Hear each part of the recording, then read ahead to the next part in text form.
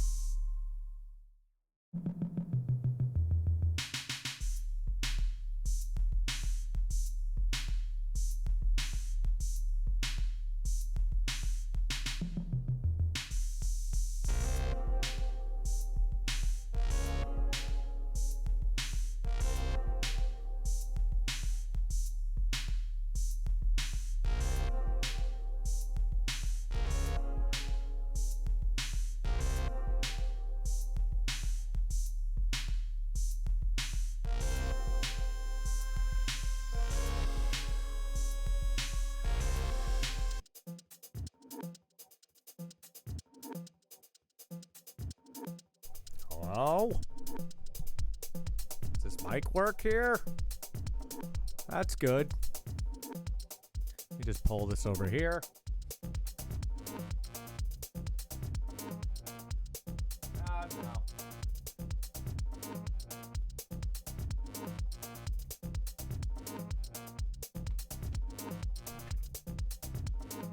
Oh boy. That's a little better, I think.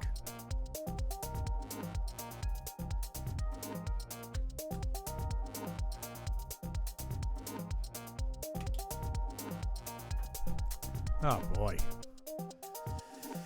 Need some better headphones or something here. All right.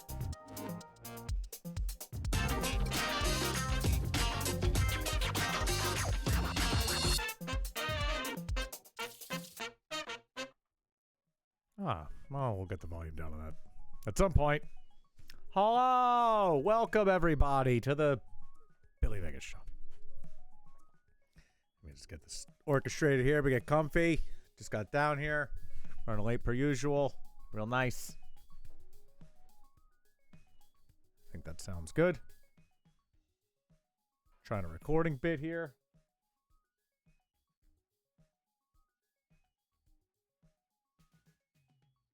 Too much stuff going on. Hello, hello. Greetings.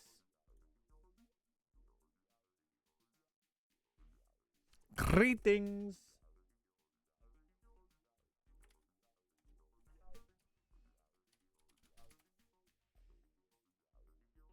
Let me look over here. Hey, everybody. How you doing?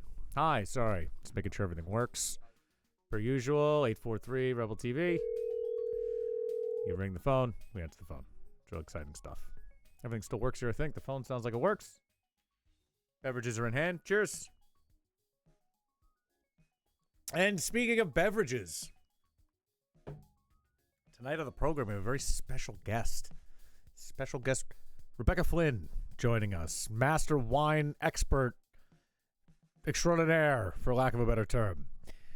She'll tell you more about herself and her great skills in the wine world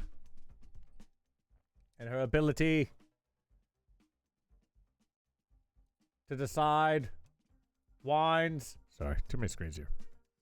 We're going to bring her on, just talk about wines. I actually have a couple bottles set up. I'm going to run her through. I thought this is the only thing you could do remotely instead of usually with someone who enjoys wine, you would sit and drink some wine. Yeah, we can't do that, obviously.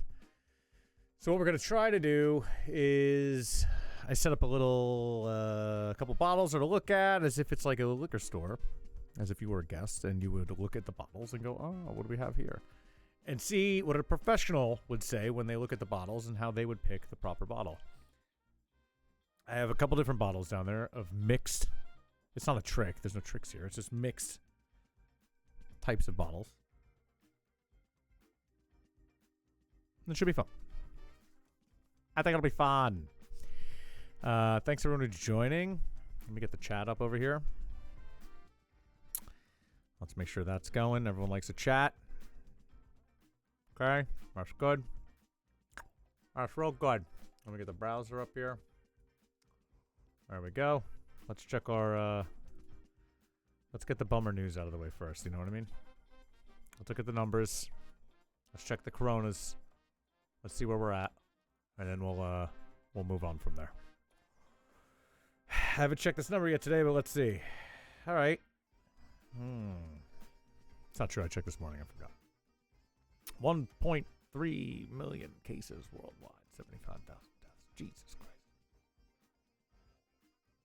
USA with the new 30K. Goddamn.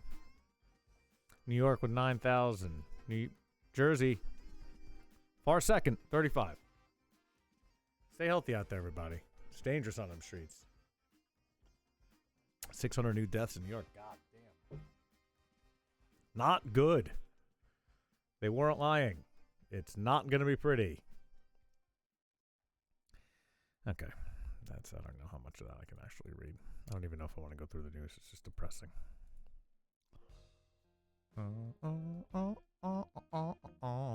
Let's just look through here. Miss England hangs up her crown to return to work as a doctor during the coronavirus pandemic. Good job, Miss England. We salute you.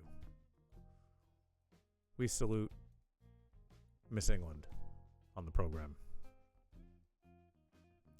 Bahasa, I'm not even going to try. Will return to work as a junior doctor after 14 days in self-isolation. No, we got to respect that.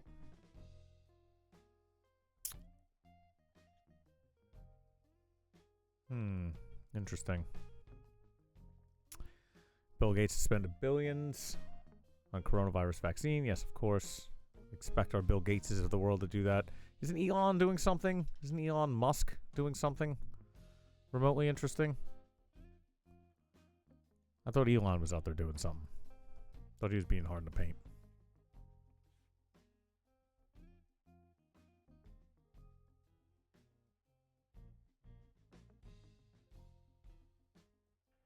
Nice. Recording this as a podcast also just to see how it sounds. Not to be released, really. More of a test. I'm curious how this actually would sound as something to listen to. I don't think I'd listen to it, but, maybe someone would. Cheers again for anyone who's just joining. I'm enjoying myself a fine Guinness. I should probably be sipping on wine, but this is where the day brought us. What else do we have out here? Let's take a look around. Okay,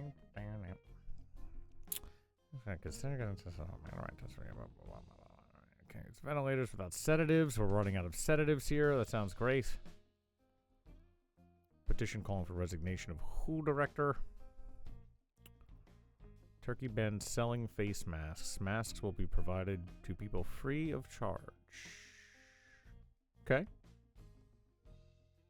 Fired Amazon worker says company isn't being honest about number of coronavirus cases. Is Amazon lying to us? Would Amazon do that? I don't know, man. These people who work at Amazon and the, supermarkets and the doctors. It's scary. God bless them. You know what I mean? Animals. Savage animals on the front lines.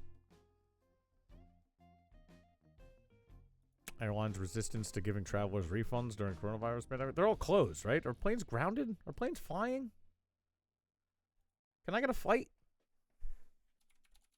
I'm looking it up right now. Can I get a flight somewhere? What if I gotta go tomorrow? Let's say I'm going to, what can I say? Can I go to Miami tomorrow? What's today? All the days are the same. 6th, I want to fly out 8th to the 11th. We're going to go hit up Miami. What's up, Twin Light Tap? How's life? I'm seeing if I thought flights were going to be grounded. But I can still buy a flight. I can get to Miami for 4 days for $150. Not bad. I thought I guess international. Let's see. I can't go to London, can I? This weekend? If I want to go to London this weekend, can I do that?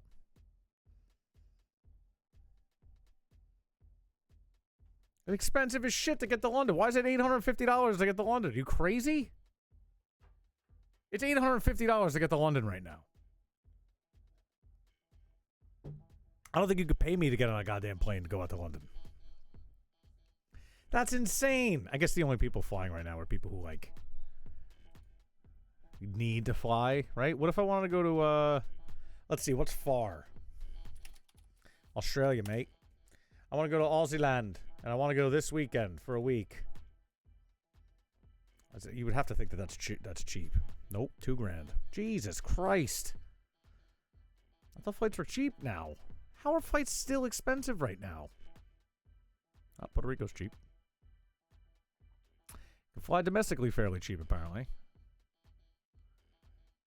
You get down a hot spot in New Orleans for $55. That's good to know.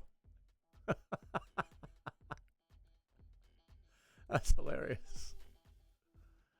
So they're just pricing based on where the virus is hottest right now, is what it looks like. So hot spot New Orleans, $50. Get your ass down there. Houston, $50. Guarantee those correspond with the new numbers. Let's see. There's no islands on here. Oh, it's got to be higher than that. Yeah, they got to be on the top, I thought. I thought they were like a problem state. I'm missing Louisiana. Where? There it is. Yeah, top 5. That's right. Top 5 states, cheap to get to. For sure. These middle states where it's not that bad. You know, I actually saw. Hold on. I actually saw. Shit. What was that website? There was a great website that had the like a hot map. Shit. I'm looking for it. It's a good map. There it is. So this is it's COVID-19 map. COVID-19usmap.com. Now I know no one wants to hear anything else about the coronavirus, but let's just do a quick chat here and then we can move on. This is apparently up to the day. Today's the 5th, 6th. What's today? 6th. This is yesterday, so it's a day lag.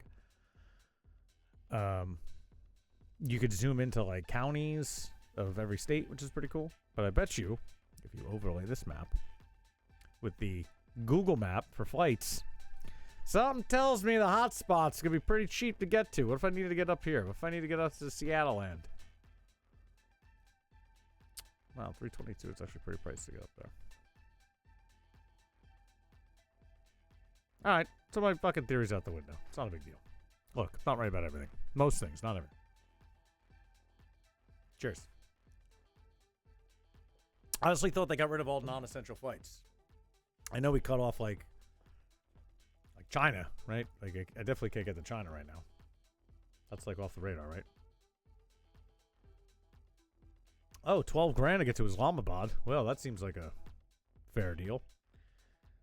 I can still fly to China? No. They shut this shit down. Wuhan. Government travel restriction to Wuhan. Yeah, I'm not trying to fly to Wuhan, so don't worry about that. 6 grand to get to Ho Chi Minh City. Holy shit. Can't get there either. Can't get to Islamabad. Yeah, you can't go international. I mean, they shut this down a couple weeks ago, I remember. But domestic, I guess, is good. Let's see the travel advice. Talk to me, State Gov.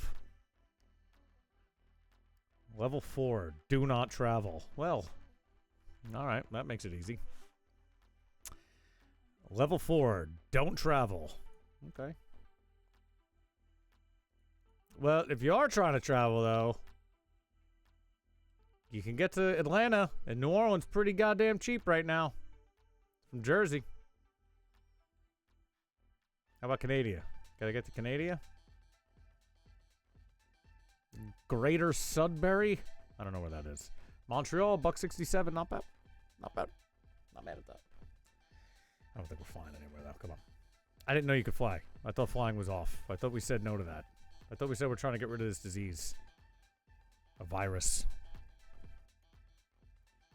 Cheers to everyone who's joining. Thank you for joining. Say hello in the room. Let us know what you're drinking. Let us know you're healthy. And not sitting in a hospital bed with a ventilator. Yeah, the other thing I was reading was that it's just so morbid. Sick of talking about it. But it is, you know, 'tis the times, the new normal, like the kids say, you know?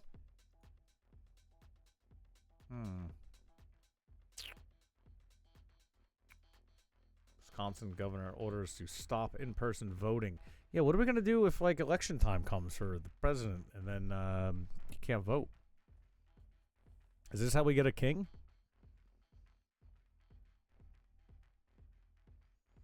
Oh, yeah, this guy, they got rid of that guy. Oh, yeah, UK Prime Minister Boris Johnson's in ICU. That's right. I heard about that. That's bad news.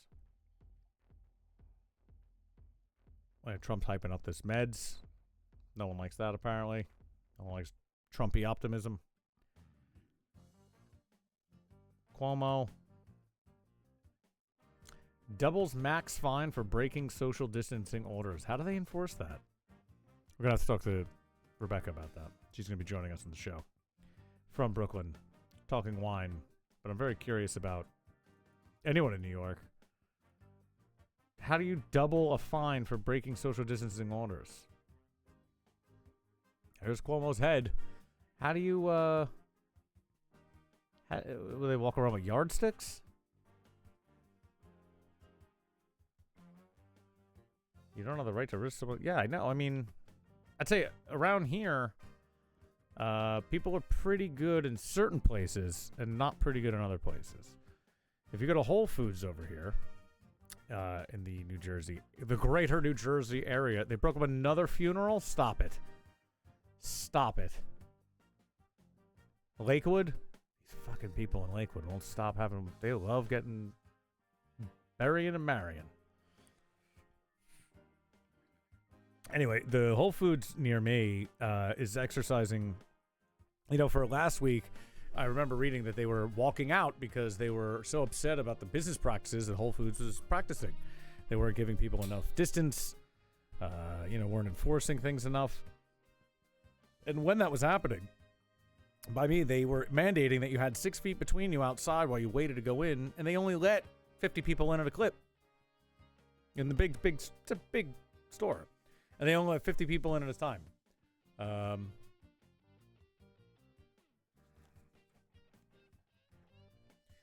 They were only letting 50 people in at a time, and it was a very large Whole Foods, so you had a lot of space. You couldn't really bump into people. Today, the other day, there was another unnamed market near me where I went to go get something they have outside. They had bags of soil outside, so I went and picked up some soil at a safe distance away from people. Didn't have to deal with anyone. It was great. But I looked in the store because there's a little market there also, and there was just people, no face masks, in line like normal, like nothing was happening. Like people without face masks were looking around at everyone with face masks and were like, whoa, this is a weird thing going on here, huh? Face masks. He's very confused. It's as if some people just aren't watching the news at all. And I'm not one to get panic hypey, but it seems like a pretty simple thing to avoid, guys. It seems some people perhaps maybe not have gotten the memo. But what can you do? They'll be all right, I guess. Maybe not. The people who can't, I don't know. Who could say? You don't need to get that much turkey, sir. Stop waiting in line for turkey. Just go home. Eat something else. It's annoying even to see. Anyway. I'm home and I'm safe. That's really all that matters, let's be honest. I'm okay. I think I've had enough. Hey, the mission. Good to see you, buddy. Thank you for joining. Let's affiliate the planet, is what the kids say. Yeah, I know who you are, brother. Brother. I don't like outing people's real names on here unless they specifically would say it. Just seems like the courteous thing to do. If you want to run for president one day, you don't want people looking up. I mean, in the future, it's going to happen. People are going to be pulling up Twitch archives of shit when you're running against, what's Trump's little kid name? The tall one? When you're running against Baron Trump, you don't want his kids looking up your Twitch feed. You know what I mean? So use an alias. At least add one more level of distance between you, Lord Grapefruit.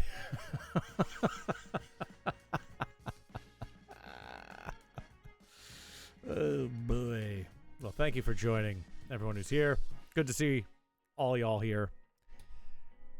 We're going to be doing a segment in a little bit with a friend of mine who likes to drink wine. This is probably a rhyme you could do here. I'm going to have her walk us through. I have a couple bottles on the shelf, and I'm going to take my other camera and walk down the aisle of 5 bottles and see what someone who actually works in the wine business would say about these bottles and which one we should purchase to bring home to drink. And then we'll open it and drink it, and we'll just bullshit about wine. Because you can't drink wine with human beings right now. Such is life. But it'll be fun. She's a professional. So. You know what they say. Content. Let's do that like around 8:30 and change. That'll be fun. Yeah. Da da da da da da da. I will pop this Kane sneak box though. I hope everyone out there is drinking something tasty. This was delivered to me by a friend that I didn't even have to see, who dropped it on my porch. In a barter. I did a barter with this man. He saw the Hack Chef stream the other day and he goes, yeah, I want some of those meatballs. Which you can see on the program if you go back to the archives. Watch me make meatballs. And I said, that's great, dude. I saw that you posted on your social medias that you just got a whole bunch of cane delivered to your house. Lucky for you, I'm in the barter business. So he brought me some sneak box and some head highs, and I gave him some meatballs and some eggs. That's a great deal. I didn't know Kane was delivering, for those of us who live around the New Jersey area. Kane's doing delivery to most of Monmouth County every day, and then extended counties every other day or something like that. Pretty goddamn smart. Pretty smart for sure. Do you think that this is going to change, like, the way these companies, like, operate overall? Like, do you think breweries are going to, like, say, well, this is a viable way for us to do business instead of, like, being open and selling directly to people? We could do delivery subscriptions or things like that to their actual house. Will they be allowed to do that? I think they passed a certain law that actually allows them to do deliveries now. Or is that a different license? I don't know. I just don't know, dude. I don't know.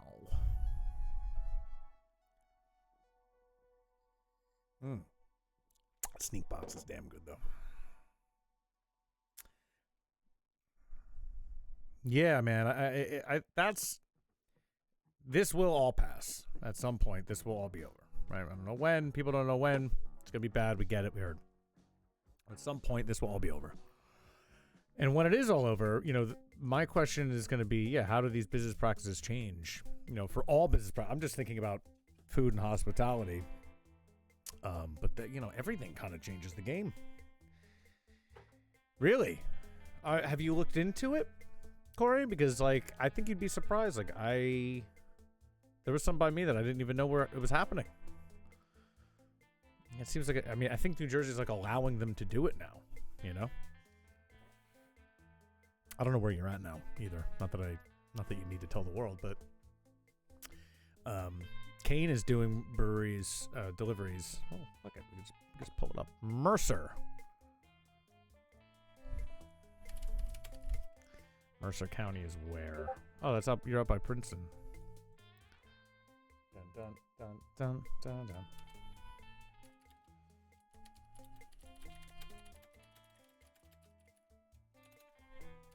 Dun dun dun dun dun. Let's see. Oh yeah, by Princeton. I think that's too far for Kane for sure. There's some great breweries out there.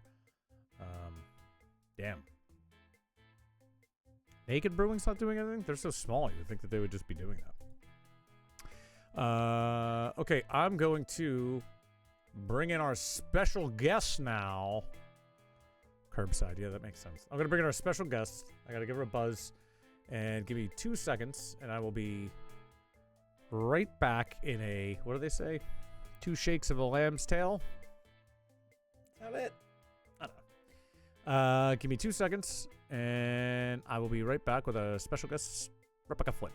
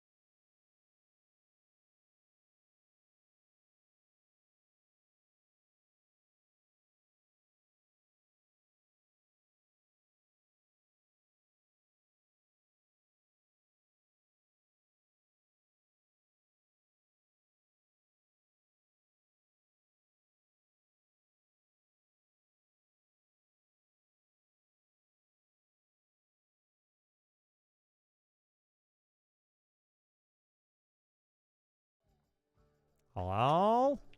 Okay, we're back, Hello? like I promised. Hello? Rebecca, are you there? Yeah, I'm here. Hold How's on, it hold going? on.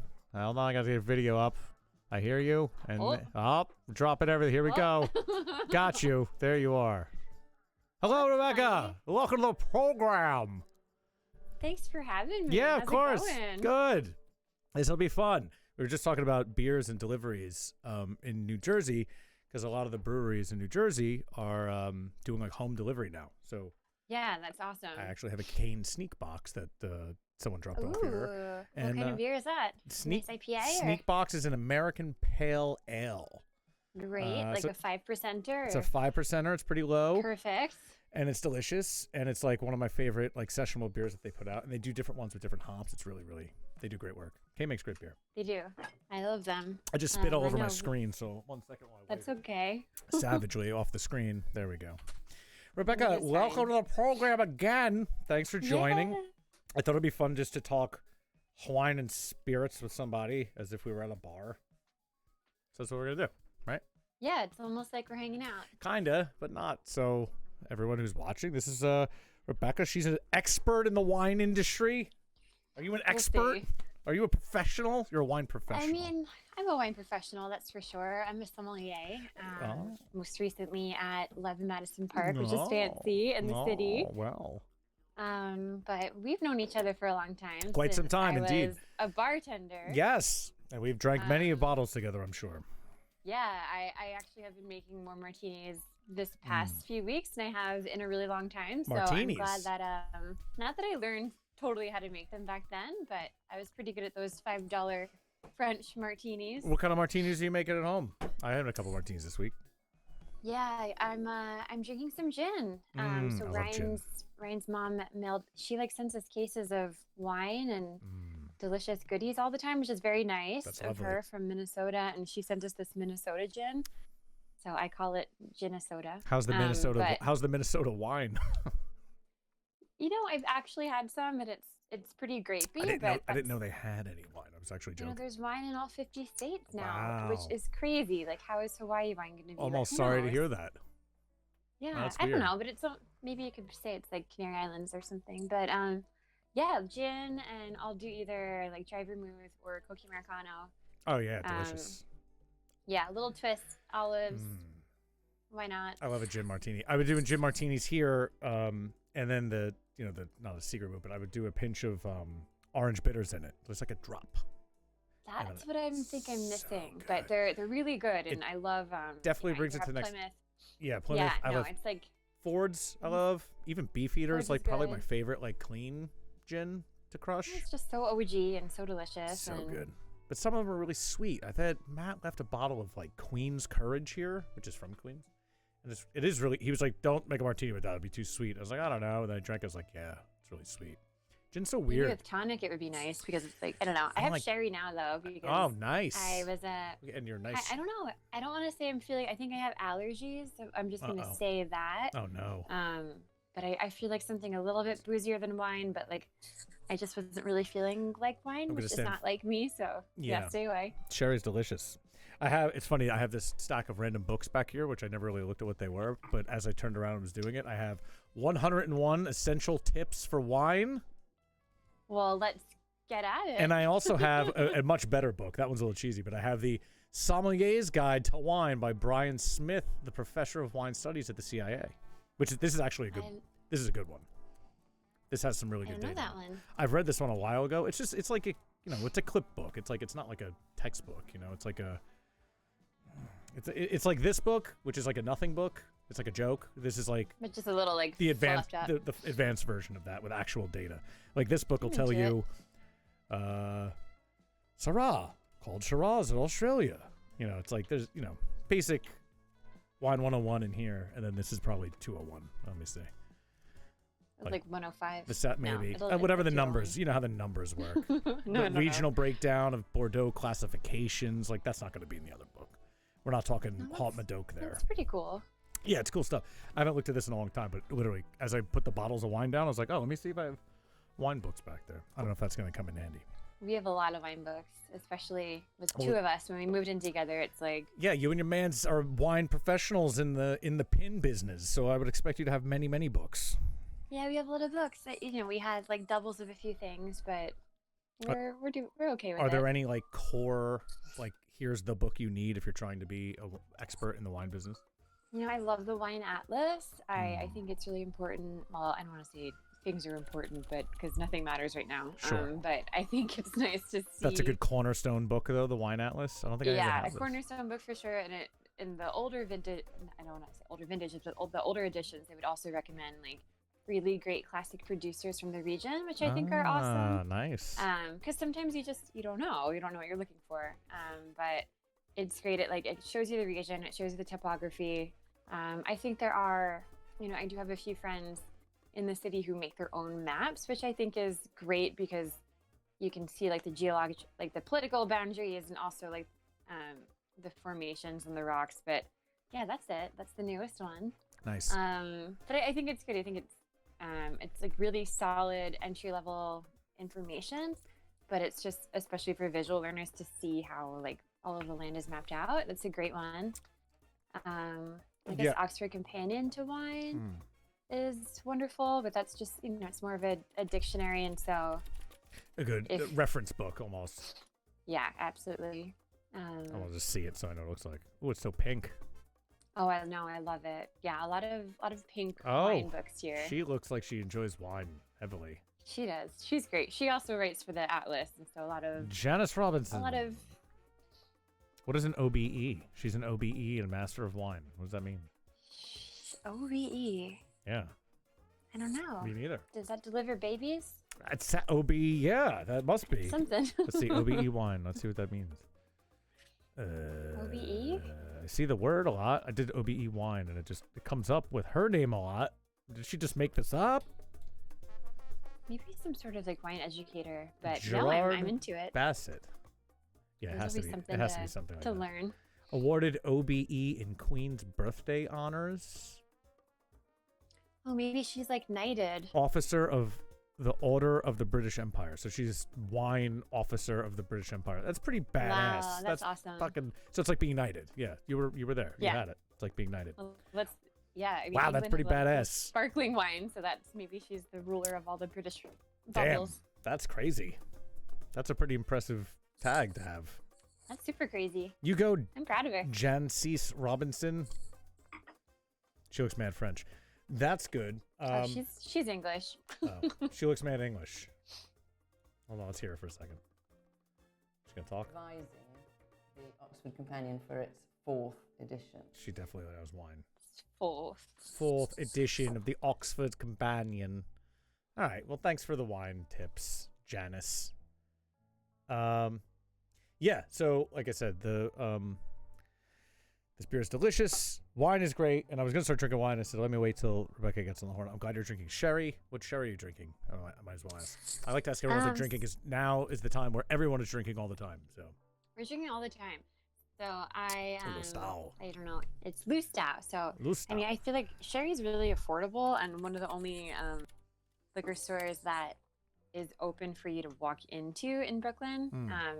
Everybody else is doing like deliveries and online orders, but these guys had a pretty nice selection of sherry, and I wanted something kind of Spanish to. I don't know. I've been trying to like eat and drink in themes, Yeah. and As I one didn't should. really want like tons of Spanish wine or something really like heavy, but I wanted something like salty and delicious with olives and snacks, and so it's delicious. So yeah, this is the Manzanilla, and the lighter, The whole Manzanilla spectrum of Passata Shelly. that I'm looking at, or a different one? Papi Rusa? I have no it's- idea. Apparently, they have different Manzanellas. It's hard to Yeah, find cherry around here. Paparusa, here it is.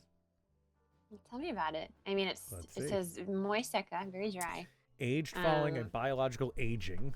Well, under that's all sherries, hopefully, or under most a of them. veil of yeast called flor in the cool, humid, salty air of San Lucar de Barrameda, a fishing town on the estuary of the Guadalquivir River. I'm not good at pronunciations. I think you're doing great. Thank you. Bright yellow color with golden reflections. This Manzanilla is laced with sea breeze scents and pleasant chamomile and flora aromas. Bone dry and light, fresh and crisp with a hint of sea salt on the palate. It's delicate really good. and refreshing acid with a lingering aftertaste. Sounds delicious. Pape Rusa Yeah, means elegant and beautiful. It was the name of the doll that Emilio Lustau gave the daughter of Joaquin Burgos, first manager of Bodegas Lustau in the 40s. That's adorable. I'm learning so much. That's what we're here to joint learn. Bone dry and I light. love I mean, that. that sounds delicious. A perfect dry aperitif. Love that. Yeah, it is. It's really, really good. It's really, like, it's just, I don't know, salty and super fresh. and- Lustau's pretty good. Like, I think anything with the Lustau tag is pretty good. I feel like I've had. Well, they're one of the oldest bodegas. They've been around since like the 1860s, I think, 1890s maybe. So maybe not super, super old as far as like Spain goes. We've got some like really ancient producers, but I just think they're always like really good. And this was like 15, 16 bucks in the store. And I don't know, like I mean, I'm sure, trying to not spend that much money now. sure. and so I'm sure there's. something, I'm like- sure there's very expensive cherries to be had. Like, I'm sure aged ones. Yeah, but definitely. I don't think but, I you see know, them. sherry, Like, I don't it- even think they're it- readily available. At least. No, and like it just doesn't have the cachet that like an older like a champagne or something would have. Right. And so you do get some values, and it's also great in cocktails. Yeah. Like a nice bamboo, like 50-50 sherry vermouth is awesome. Sherry's delicious. Yes. But this makes you're just saying like the houses and the what'd you call it? Bodegas. But It made me think of this movie I saw called A Year in Port. I don't know if you saw this. Huh. It was on my free TV that I watched. oh, that's cool. and Yeah, it- because they've done like a year in Champagne and a year in Burgundy. so Yeah, sure, I'm yeah, pretty Port. sure this was it. I mean, I could be wrong if this was not it, but the video comes up with the picture of the guy that I distinctly remember from it, and it was really interesting. I mean, it was over my head a little bit, but it was really interesting to watch because port wine, great. And I watched it a while ago. You just made me think of it when you said the bodegas because it follows like 4 different or 5 different like the biggest port houses in Portugal, and it's like leading up to like there's a big race or something in Portugal, and there's drama, and then there's like the natural port dude who's like fighting them about stuff. It's like very That's so dramatic and cool. funny. It was really funny. Like to watch it, be like, wow, not only do I want to drink port wine right now, this is just interesting. And so I don't know, check that out in your. Well, Port Madeira, sherry, like all these fortified wines, I think are somewhat of like darlings in the wine community because you know you see how like versatile they are and like so good with food and they still can be a little bit of a value, but yeah, I mean, you think of port or sherry, you think of like somebody's old grandma, not even like my grandma, maybe like a great grandma, just like smoking, drinking some sherry, drinking some port. When I think of port wine, I always or think like of me. dessert. I always think of dessert though. Like I never reach for port ever at home.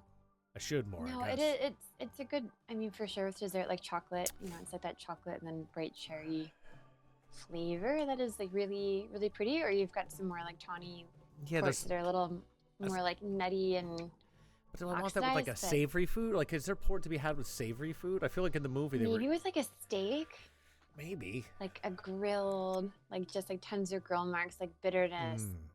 like mean, I- steak, and then you cut it with like the sweet. I'm I don't willing, know, almost like adding like a plum. I'm willing to I don't know. experiment. I mean, I'm not going to say no to that. Sounds delicious. But yeah, I feel like anytime I think of port, I just think dessert, and then I'm always like, well, don't open the bottle because you're not going to finish it in 3 days. Yeah, Um, well, it's not. I mean, they're not going to go bad for like years. Well, not years, but I have one you that's can open. you can for- open the bottle and leave it for a little bit, especially in times like this. if for you have sure. it, drink it. I was saying this the other day to somebody. I was like, you know what I've learned about this time? Everyone's drinking more, of course, but you could open a bottle of wine, and if you open a bottle of wine, you're cooking or something. Usually, especially you guys, because you're wine professionals, you're just going to drink the bottle of wine, or maybe not. But I open a bottle of wine, and usually, more often than not, it's like, well, I'm not going to drink this tomorrow, so let's just finish the bottle of wine. So you split the bottle of wine, you drink it, and that's the end of the night. But now it's like, well, I'm going to open this bottle of wine, have a sip, be like, well, I got nothing to do tomorrow, so I could just put this away and have a glass tomorrow Well, I instead know, of it's drinking the whole crazy. bottle Yeah, right now. I don't know. Like I feel like I would drink a lot of champagne at work. Like at the end of the night, like pour Mm. yourself a glass and like finish up your side work. And now, I mean, or I would just like come home and pour myself like a little Campari or something, or make a Negroni. But now I'm like, I'll have a cocktail, I'll have Right. a bottle of wine. Like, but I really am embracing the whole aperitif hour because Yes. typically I go to work at 4 and I come home at 2. So you miss that whole like beautiful time of day when Yeah. the sun is setting. And I was- so I'm definitely like going for that and embracing it fully. But I'm just gonna be really sad when I run out of booze and Oh, no. this goes on for months. No, no. The liquor stores are going to keep open, though. It's the only way to keep people off the streets from rioting, I think. I think so. I think it's funny. It's like, liquor store's essential, and I'm just like, yeah, probably, because people will just lose their minds. Well, yeah, it's like a grocery, I guess, but it's Well, it's crazy. It keeps the populace numbed, I suppose. Yeah. I don't know. And employed-ish. I guess. I mean, that's the other thing. Like, I keep thinking about like all the restaurants that are open now. I think we talked about this last time we talked. Like, it makes sense in cities because so many people don't cook, but like around in like suburbs and stuff, does it make sense to have these people coming in and working and serving food? I mean, it kind of keeps the economy going. I don't know. Yeah, I don't know. I want to see these businesses succeed, obviously, but like, is it too much risk? Is it causing more harm than good in the long run? Who knows? Who knows? Just look at this stupid book here. Some silliness in here. How wine is made. Is climate important? Well, depends on how much you're spending, but yes. Do you know the simple anatomy of a grape? Size, skin, acid, sugar ratio. This is like this is a good. If you're remotely interested in a wine, this is a good grab. I think. I feel like this is one of those things that like when you go to Barnes and Noble, the like gift shelf area. Yeah. Like this is there for like $3. I feel like that's how I got my hands on this. Like somebody's mom has it on their like coffee table. Or it's on my shelf right behind me. Yeah, that's exactly what it was. Yeah. Wine with food. Let's see what they suggest. Let's see if we agree with these. If there's lemon or vinegar in the dressing, wine should be acidic to balance it. Well, light dry wines more acidic than reds suit salads. Sauvignon Blanc is a good choice. Do I want Sauvignon Blanc with a acidic, lemony dressing? I think so, but you can also look at it as like, yes, okay. Short answer, yes. Long answer, you can also look at it as maybe my salad or my pasta needs a little lemon, or like needs a little citrus. So you can get that in a wine and bring it to the table that way. So I always think that's really cool. But definitely like matching intensity. Like you don't want to drink like a super, super light white wine that's really delicate with something that has like crazy cream sauce or yeah, that'd be like too really much. Like but also like I just love people to drink whatever you like, and yeah, I think that's if the you're key. happy, I'm happy. Always drink whatever you like. That's what matters. Made with eggs, sparkling wine and eggs. I think that's a fair assessment. I think it's very, very brunchy. I think rosé and eggs is nice too. One of the at that Star Chefs I went to a couple times, there was a somm there that was talking at length about how good it was to have. He was so passionate about Rioja and eggs, and I don't quite know why. And maybe he was so like about it, and I was just like, I'm not quite sure why, but this guy's just making me want to try it now, and I haven't. But I was like, I don't see it. It's really funny. I'm Maybe like it, huevos rancheros or something like a. He was all like about a Spanishy egg. I'm pretty sure he was just about like a creamy egg, like scrambled or like a soft omelet with Rioja. And I was like, I'm not getting it, but I'm willing to experiment for you, sir. I forget who it was. Maybe you should try. I should. I'm not opposed to that. Hot and spicy, ice cold beer is a better match than wine. I guess I'd agree Or with that. sweet wine. Like Or a sweet. Riesling. Ooh, it says try Gewürztraminer, perhaps. I hate Gewürztraminer. But Why do you hate a Gewürztraminer? What's wrong with a Gewürztraminer? It's just really floral and super bitter and Super bad. floral. Do you not like? Well, no, you probably like French rosés, like the Provençal super floral ones. Yeah, I'm a rosé lover, so I'll basically drink them all. No, I just like wines that have like energy and freshness and acid, basically. So Acidity. Okay. acidity. Acidity. Okay, so I have an idea. So what do you got? We're gonna do the game that I just made up. So here we go. Let me just get the camera ready here. Hopefully you can see everything. Oh god, it's a goddamn mess. 1 second. Well, I know. I'm like looking at my place. I'm like, oh no. Oh no, the place. I'm fine with the place. The wires are a mess. Is this gonna work here? Oh yeah, this will work. Okay, so let's see if I could. So here we go. So what I set up is a virtual wine shelf. Okay. Okay. So I put 5 bottles of wine that I have here. Some that people brought over. I think some that I had, and it's not like a quiz. It's not like a test, obviously. It's if we were in the liquor store, how do you pick one over the other? Because you're someone who knows better, right? So you could look at these bottles fairly quickly and probably be like, that's going to be good, that's going to suck, or something like that. And I think it's probably pretty decisive. But who knows? So Okay. It's not a rip session on wine, but like I'm gonna run the camera. So here we go. Let me pull the camera in. Yeah, and I'm like, I might need to squint. I have it right in the middle. You see this? You see the movies? The moving one? Okay. Okay. Yeah. So we're gonna go down. I set them up like you can see. I set it up like an aisle. Okay. Okay. So I don't know if you could even see the bottles. No. Okay. So we'll go one by one down the row. Okay. So we have this. So I'll tell you what. Here's what we'll do. I'll tell you what an untrained eye. Like I know what some of these wines are, but I'll tell you what I think I would see if I didn't know anything about these wines. Right. So I'd walk down the aisle and then I'd see this. You can see that, right? It's coming in now. It looks like. Is it Barbera d'Alba? That's a Nebbiolo d'Alba. Nebbiolo, okay. Okay. So 2016 Nebbiolo. I don't know the producer, but the tree looks cute. It has a 91 on the side from Someone. James Suckling. Here, is this better? No, you can't see that anymore. Sorry. It's okay. So there's that, and it also says 2016. So it's like, oh, maybe it's got some age. I don't know. And then you keep going down the line, and then there's this Menage a Trois Decadence So stupid. 2017 Cabernet Sauvignon that someone left at my house. But it says that it's luxurious, rich, and seductive, though.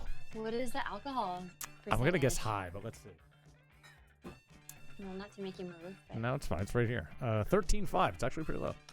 Wow, that's way lower than I thought. Okay. For a Cabernet, I would expect that to be higher. So that's 13.5 for that. And where is it from? Just I says California. think it just says California, but maybe if we read the back. Okay. Let's That's see. okay. No, I think it just says California. Let's see. That's The fine. word chocolate's on the back, so that's a good sign. Put it down. Okay. Okay, and next, I could come right down here. This is great. And then next, we have this. Let me see this. A Lonesome Springs Ranch, Columbia Valley, Alexana Gran. I want to say Cuvée, but it's not Cuvée. It's Gran I mean, it doesn't matter what it says. Coeur. Gran Coeur. Oh, great. So maybe we could see What the is back of this. Is So- it Cabernet? So this one is telling us that it has Columbia Valley. It's telling us where it's from. Has Cabernet, Merlot, Malbec, Petit Verdot, and Cab Franc. This is actually giving us a Okay. breakdown of the grapes, which I would think is a good thing. Those are grapes. That's, yeah, really classic. And then we have this Bordeaux-ish Dornfelder here. style. What is she? A Dornfelder. Ah, Let's see. 2017. Can we see that? Oh, this so is probably she's Austrian, I think. this red wine, Deutschland. Yes. Weinkeller Fritz Rheinheisen. This Okay. product of Germany. Kind of cool. 8.5%. Doesn't say much on the back. Not much data. Weird. That's it. Okay. And then we have a Dreaming Tree. I think this is the latest That's Dave Dave Matthews Matthews. wine. Yes, that someone left here. So we have a multitude of wines, probably in varying price ranges, I would think. Nothing too crazy here, but again, the Dornfelder, I'm going to guess no one probably sees in a liquor store on the reg, but No, I don't really. No. I think you No, would see. I don't think so. I think you would see. All right, we can get rid of the stupid second cam Okay. now. Yeah. I have an idea. Okay. So right away. So yeah, first like thoughts is yeah, that the, exactly. That's the what. Columbia Valley one is probably the most expensive. Which one? I would say. The one that is actually telling us what it Columbia is. Valley? Yeah. Well, it tells you what it is. It's a blend. It looks fancy, like in terms of like the labeling and packaging, but it's like that seems like the one, at least from the U.S. It's from like the most specific This is, growing region. this is probably better for you to see. Yeah. I mean, kind of. It still just looks like a jumble, but I think. Oh no, there it comes. Oh, that's. I mean, it's fine. It just looks like gold and shiny. Yeah, pretty much. I mean, it's a simple label, but I think the point of what you're saying is it's telling us where it's from specifically in the region, and it's also highlighting the percentage of which grapes, whereas I don't think any of the other ones are. The Menage a Trois is Well, definitely not. and not that like that truly matters in terms of if people are going to like it or not. Right. But I just think that one's like probably the most expensive. So the Menage a Trois from California, it can be from anywhere in California if it says that. And so California is so big that typically when you've got a growing region, you'll highlight it on the label. And Right. in California, like if say you say Sonoma or you say Napa, But it says vinted and bottled by Follet à Deux Winery. That means I probably mean, that means nothing I essentially. don't really know what that. Yeah, I Yeah. mean, it's from California, but so That's yeah, so interesting though. if- I didn't know that. So if it doesn't specifically state, I knew that about olive oil. Strangely enough, like I'll buy olive oil, and if I see olive oils, the only ones I'll consider buying are ones that I learned this a while ago that have a stamp of the lot of the olives that they were where they got the olives. Because more, well, but you're just a bougie food guy. well, yeah, but that's I mean, but you that doesn't mean you're spending more. That just there's cheaper ones that have that versus like Yeah. other ones that don't, and that's just always going to give you a better quality olive oil. I think. Yeah. So in that And- vein, and so when in, this like, just in says California and doesn't say anything else, that's just like, yeah, we got a state. We took some grapes and we threw some juice in it. Yeah, so basically, like, if it wanted to be Napa, if it wanted to be Sonoma, it would have to have at least 75% Mm-hmm. of like the grapes from that region. Right. And in order for it to say Cabernet, it has to have like 75% of Cabernet. Cabernet, and then they can blend in like whatever else they want. Right. So that's probably from like the Central Valley near like Paso Robles, but It could be I from mean, anywhere. Just rogue It could grapes. be, yeah, for sure. It could be from anywhere. So It could I'm be assuming from, this like, is a cheaper bottle, like under 20. I'm assuming. I think so, and it also like the name is kind of cheeky. It's a silly you name. know? Yeah. So It's like here's you want to sell it. Here's my Yeah. question about wines like this and yellowtail wines and like those type wines that are like mass reproducible. How do they make them taste the same all the time? Like it's a different product, right? I mean, if I open this other bottle of this blend here, Well, it's like making Budweiser, right? Like I mean, you have things like you have a recipe that you follow, and there's people can add coloring, people can add acid. People that's the can thing, add, right? like, What is it they Yeah. add? Like if I'm making Budweiser, and I only know this because I know more about beer making than wine, I guess. Like I get the grains, I get the hops. I'm like, it's pretty much going to be Bud if I follow the recipe. Grapes are so different. Like when you grow them, the the weather and shit changes it so much that your bricks could be off, your sugar content, your acid and all that could be different year to year for the same grapes you make this or your yellowtail with. So they just doctor it up with sugar and acid and just hit all the numbers and then go, we're good, send it out. Yeah, I mean, basically. In that- but it's right. also like if say you're buying like apples or strawberries or something, Right. like from a huge farm, like in the middle of a valley, like they're probably, for me, I always think about tomatoes. It's like you can buy like mass-produced tomatoes, but like, once a year you get these beautiful heirloom tomatoes Oh, yeah. from like maybe your neighbor and they taste so much better and they Oh, taste yeah. of the place. Like basically like specificity is valued in wine. And a lot of products like olive oil, like you mentioned, and Yeah. cheese. And so the more specific you get, usually the better the product. And but usually, and Right. so, but then like going back to that Nebbiolo, like that would be the wine that I would drink. A Nebbiolo d'Alba. Let's see what we got about this. 2016. It's got a lot of lot numbers printed on the back. Not a lot of information though. It says it's DOC. I mean, but it's Italian, so It's Italian. It's gonna be good. I I agree mean- with that sentiment. Generally, anything that's like a real looking Italian wine is, to me, in my wheelhouse, like what I want. totally. And so, Nebbiolo, like, I mean, so say it said Barolo or Barbaresco instead, you would know because it says Barolo, like Right. the government make sure that it's all Nebbiolo. It can only be from this part of Piedmont, and like Alba, yes, is like this is basically like a baby Barolo next door neighbor. And that has to But do with this on top, younger. right? This is kind of important when it comes to that. Yeah. So I mean, that's basically like the government is like, okay, this is actually what it's saying it's supposed to be. Right. Like this, it doesn't pass. Some countries have like a taste test and like a chemical like evaluation. But basically, like this is all Nebbiolo from an area in Alba, in Piedmont, in northern Italy, and it has to be, all from the vintage, Or else all it- the same, It can't leave. Yeah. Yeah. So, right. So I mean, it's basically just like it guarantees you like what it should taste like, and I think Nebbiolo it's just delicious in the glass. Like it'll look like Pinot Noir, right? Like really light and red and pretty. And once it ages, it gets a little bit more like brown. But it's just so like it's a little bit floral like roses, but it's just tart and so food friendly that I think they're awesome. I've been drinking some Pinot Noirs lately because I feel like I liked them for a while and then I got off of them. And now that I'm drinking them again, I don't know if I like it at all. It tastes the They're ones. kind of boring. The ones I right? drank are depending just on where they're they're so from. I felt like I opened a nice one the other day. I was like, oh, this is from Oregon. This is supposed to be good. I think it was in like a wine pack that I get like monthly, and I was like, oh, it's supposed to be like a $30 bottle. Like that's pretty good for like what I would normally get. And I was like, this is just tastes kind of like a shitty, not shitty. I mean, it wasn't bad. It was just.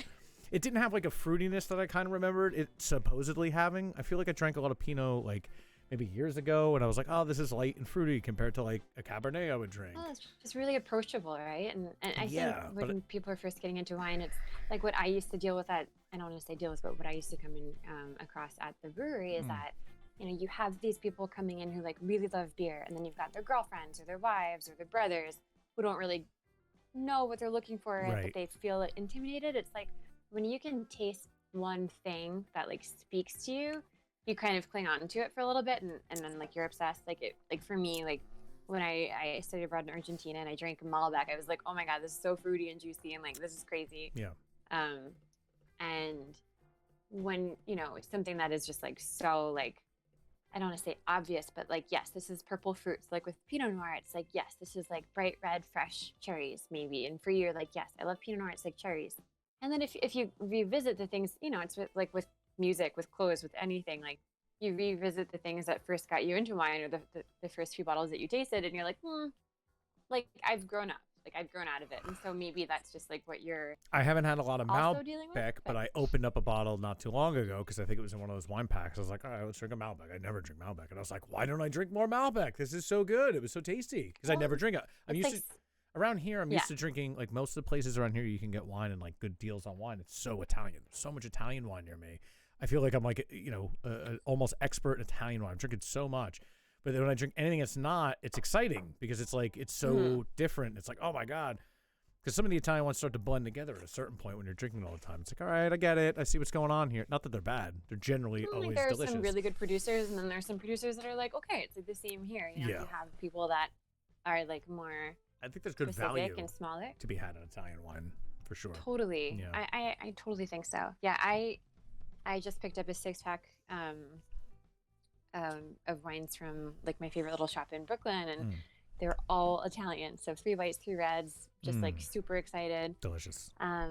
Yeah, I know. I'm like, I have all this Italian wine, and I guess I have to like cook Italian-y food. So Yeah, I'm you do. into it. Is this the one I'm going to open? I'm going to open a bottle right now. You want the Nebbiolo? Is this the one we're going to try? Or do you Well, want to? it's gonna be good, but you might eat a snack with it. Like Or do a you want to little- try? Do you want to try the Dreaming Tree, perhaps, or the Dornfelder? We could try whatever. I'll drink whatever. I'll drink whatever. You know what? I would say open the Nebbiolo. It'll be Let's delicious. do it. I'm into it. I And then like if a you have Nebbiolo. like a salami or something to eat I do, but I with ate it already. later I'm not eating after your show. anymore. I know it's I'm all gonna have a little snort of this, and I'll save it for tomorrow. I'll definitely drink the rest tomorrow. Yeah, but it'll be like just I think really tasty. But that's the thing. Like a lot of Italian wines, like they've got so much acidity and like structure that they're food wines, and so Yeah, a they lot love of people the first time they they love drink eating. Italian wine, they don't really like it because it's like too much without food. They love eating. Some, I mean, yeah, I guess. I mean, there's some lighter ones. I don't know. No, I think so too. But it's like a lot of like Cabernets and Pinot Noirs that are produced here are just like drinkable by themselves, and they're kind of like not, I don't know, not as good with food, I think. They're not as nuanced either. I think it's very interesting that here, it's like in America, I would say here, if you're going to a bar or something that isn't like a specific wine bar, you're just at a bar. It's like, what do you want? You know all the wines they got. They got 4 or 5 wines. No one Yeah, cares what the hopefully. producer is, you know. And it's just like it's the light red, Yeah, no one it's the gives a dark shit. red, you know. It's the buttery white or it's the crisp white. Which would you like? And anywhere Yeah. you go, like it's like you ever go to like a wedding or something, it's an open bar. I always go, what kind of wine we got back there? And they kind of give you a look, and I'm like, that's all I need to know. I was like, I get it. No one got. Love a gin and tonic. We didn't get great wine here. That's terrific. That's fine. I'll just have a cocktail. That's good to know. But sometimes, you know, you hit a wedding where it's like, oh, there's a great wine here. I even brought a wine glass down for this. Look at this. Wow, that's a perfect glass for Nebbiolo. Well, it's almost like I knew. Look at this beautiful You do. color here. Let's see. You don't need me. That's content. Need you for the content. Okay, so I wish I had. No, it looks good. It looks pretty. Does. Let's see. Can we do this? Does that make it easier for you to see? Yeah, Or I just mean, spill this on myself. can you see it? I can see it. I can see it in the camera. Oh, a little sediment in there. All right, we're gonna go for it. So when I So with Nebbiolo, like Yeah. when I'm looking at it, it should be like bright red, this is like ruby, a, and this is then this is along ruby. the outside it might be a little orange.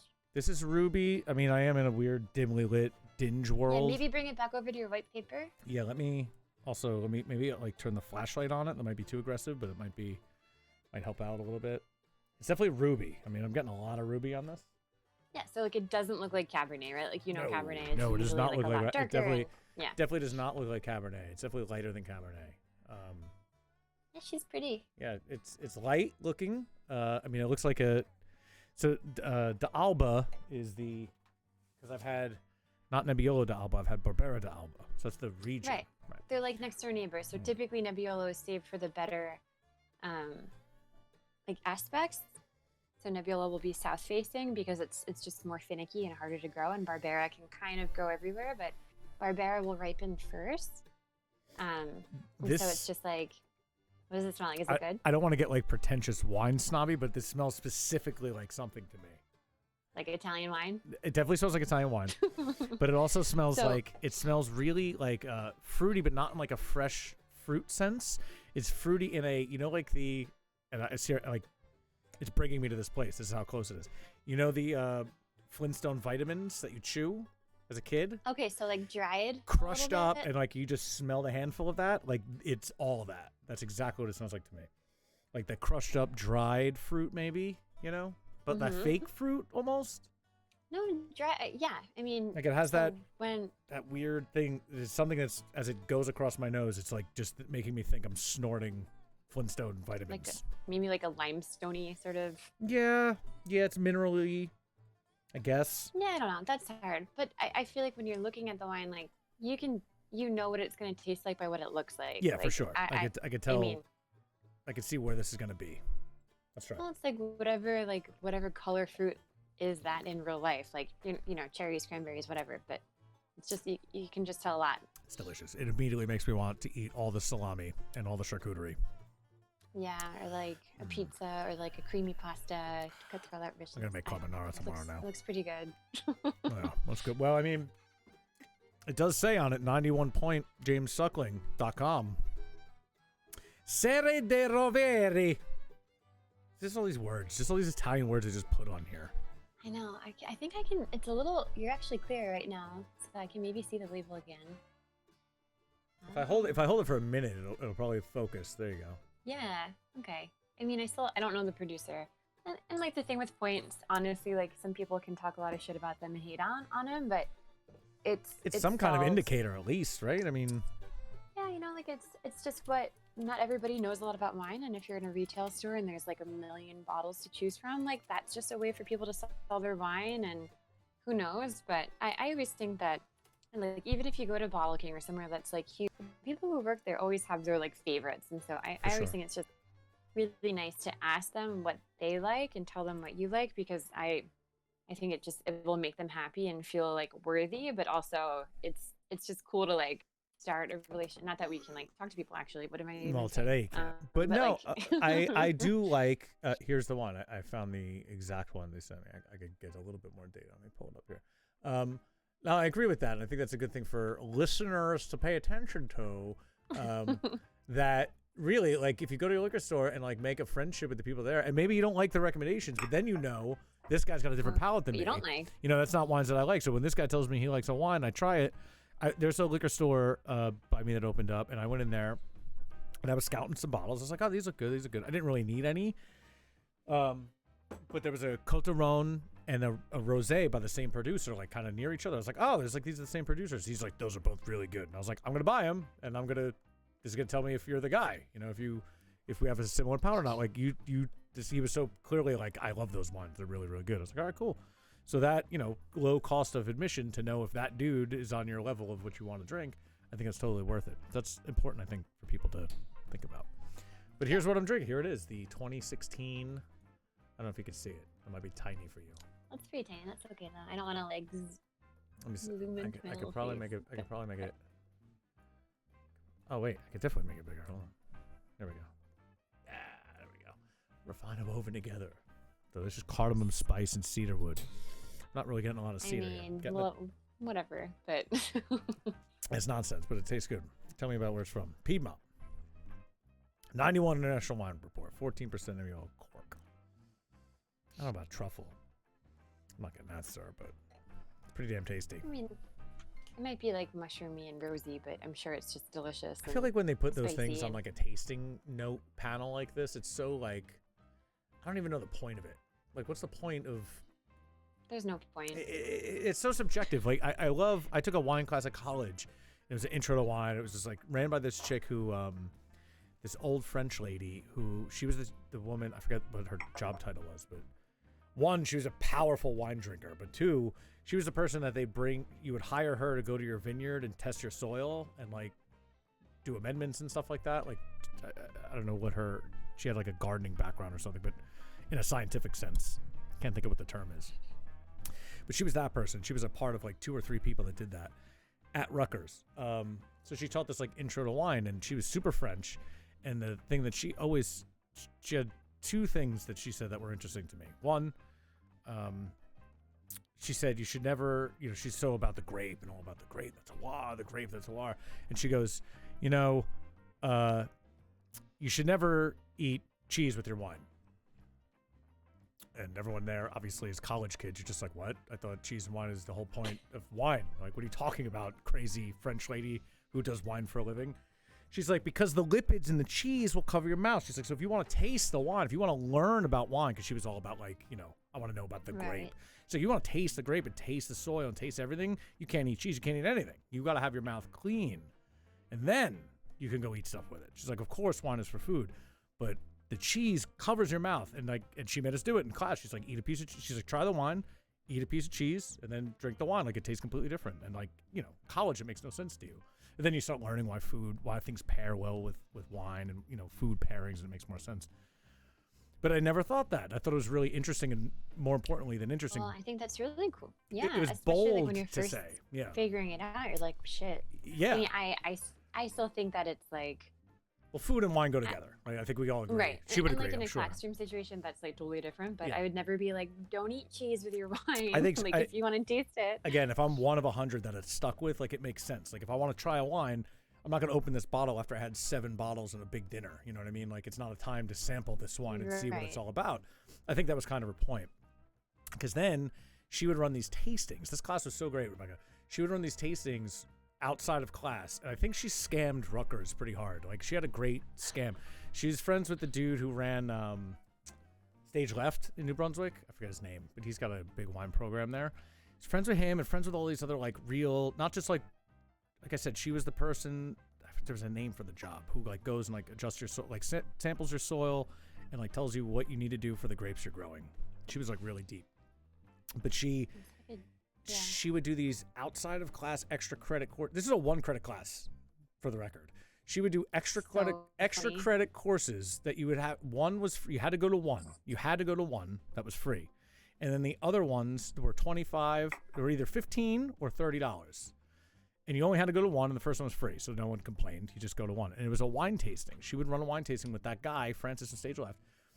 And he would bring in wines, and then you would do like a formal sit down, like they would lay out 5 glasses. You'd sit, you do a whole real wine tasting as a college student. So it was really interesting.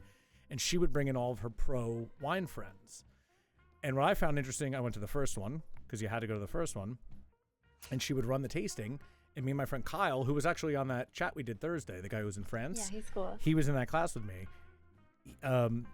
We hung out afterwards because we were like, this is crazy. Like, we're drinking all these great wines. And they had them, and they just stayed there in the Rutgers, like, conference room for another 3 hours after the class and drank all these other bottles that they brought out. So they would just hang out and take the Rutgers money, I think.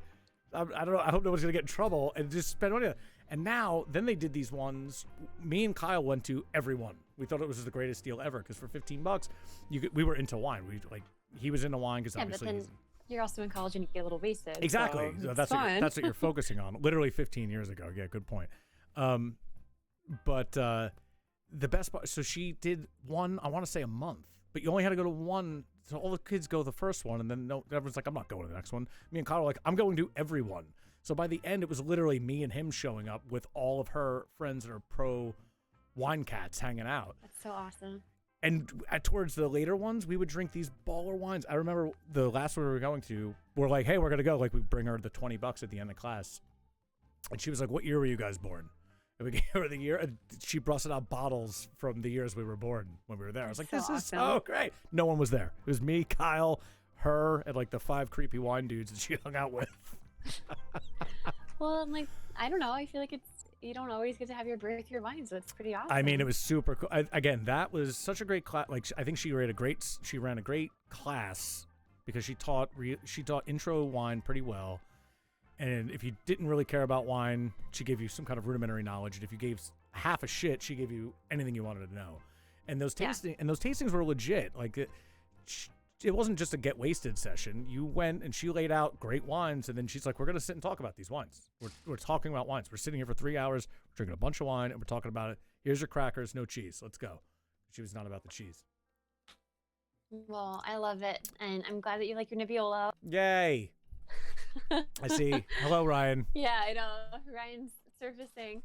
I think we might make a snack or something for yes, ourselves. Make a snack. Maybe drink some wine. Yes, and let's do this again and tell Ryan I said hello and tell him to join us. Super fun. Tell him to join us next time and it'll be fun.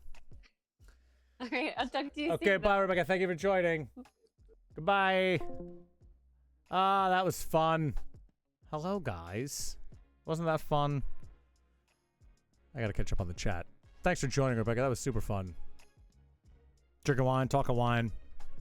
Rambling about Rutgers. Very fun. What do we got here? Retail's down to finding ways to retail services more efficient and profitable. Exactly. Real small. Curbside. Play Architect. Yes, you were there. Oh, you missed that class. You should have took that class with us. Yes, beer and cheese. I'm all about beer and cheese. Goes with a wine. Great guest. Ah, yeah, she's great. She's terrific.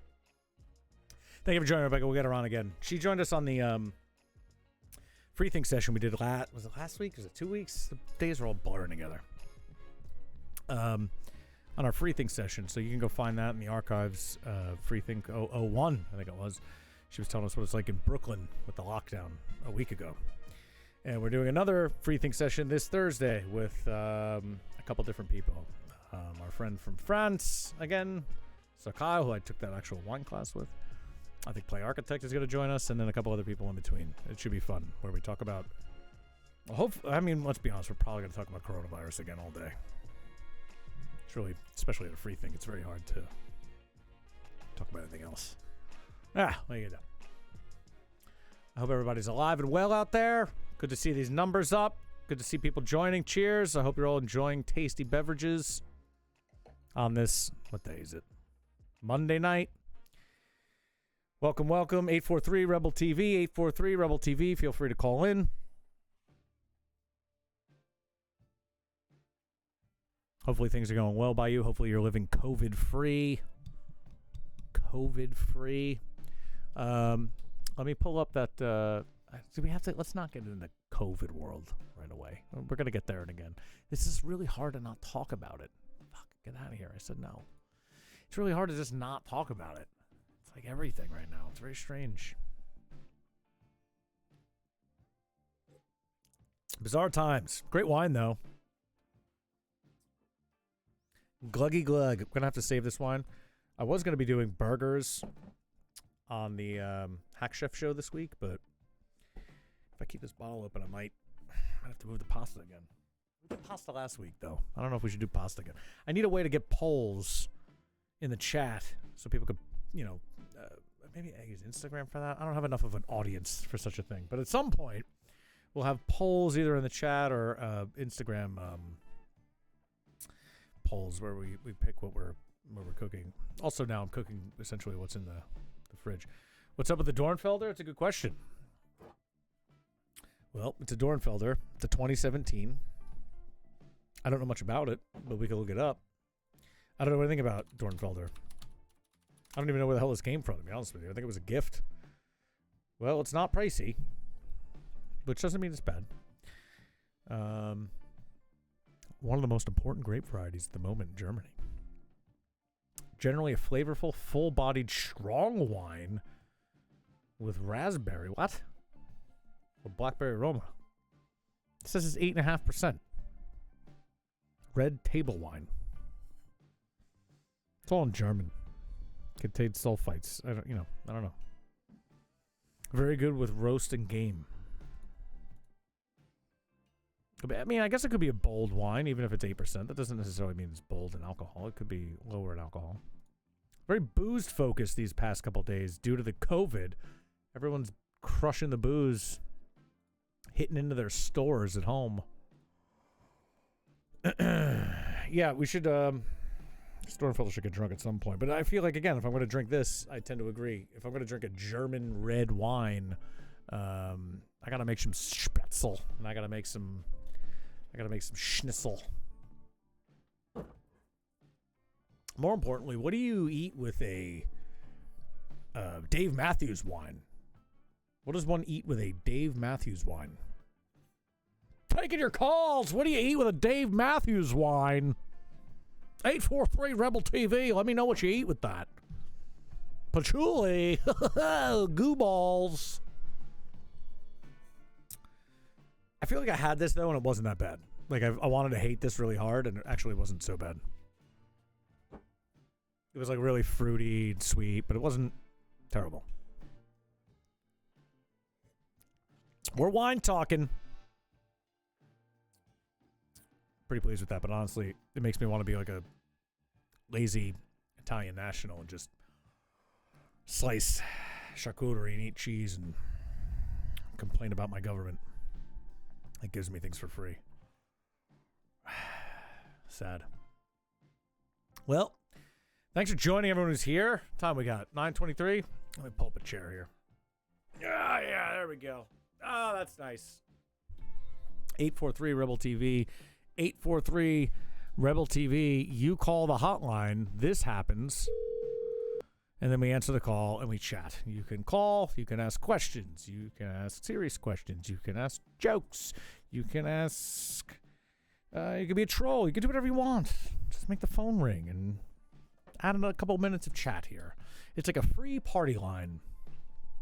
Just for you. Let's see here. Is everything... Looks like we're streaming well. The numbers are looking good. Frames are looking good. I think I gotta change that. No one wants to hear about broadcasting parameters, but I think we're gonna change a little bit of broadcasting parameters in the future. I'm glad you're all here. Thank you again for joining. Much appreciated. Who's that? Fantasy Rose 86. Thank you so much for following. Rebel Vision TV thanks you for your support. I was a kiss emoji. I don't know what that was. Fantasy Rose 86. I have 2 sips of Nebbiolo wine, and you start talking like an Italian man. Well, this soul patch I've had for I'm gonna say at least 4 weeks, if not. I'm gonna say I think it's as long as I could remember having any facial hair. This might be original hair from when I was like a teen. Soul patch is fantastic. That's what it is. Let's be honest.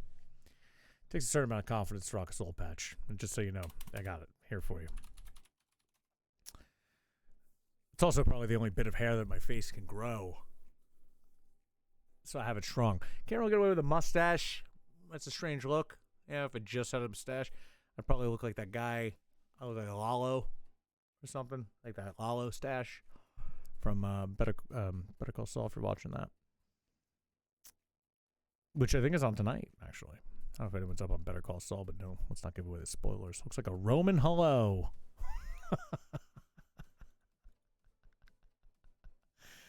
Yes, it is. It's my Samson. It's my Samson hair. If I lose this, I lose all of my edge. I lose all of my power if I lose my soul patch. Honestly, I can't remember the last time I did not have this fucking thing. For better or worse. I would just be confused without it, honestly. I think most people who know me in the flesh would agree. I don't know. I also don't bring it up ever. It's certainly not a point of pride. I just have it. It's a legit, it's a non-issue, really. It's just like fucking, it's just there. It's just there. And it's like a pretty thick these days. Not really a lot of trimming going on, but it's there.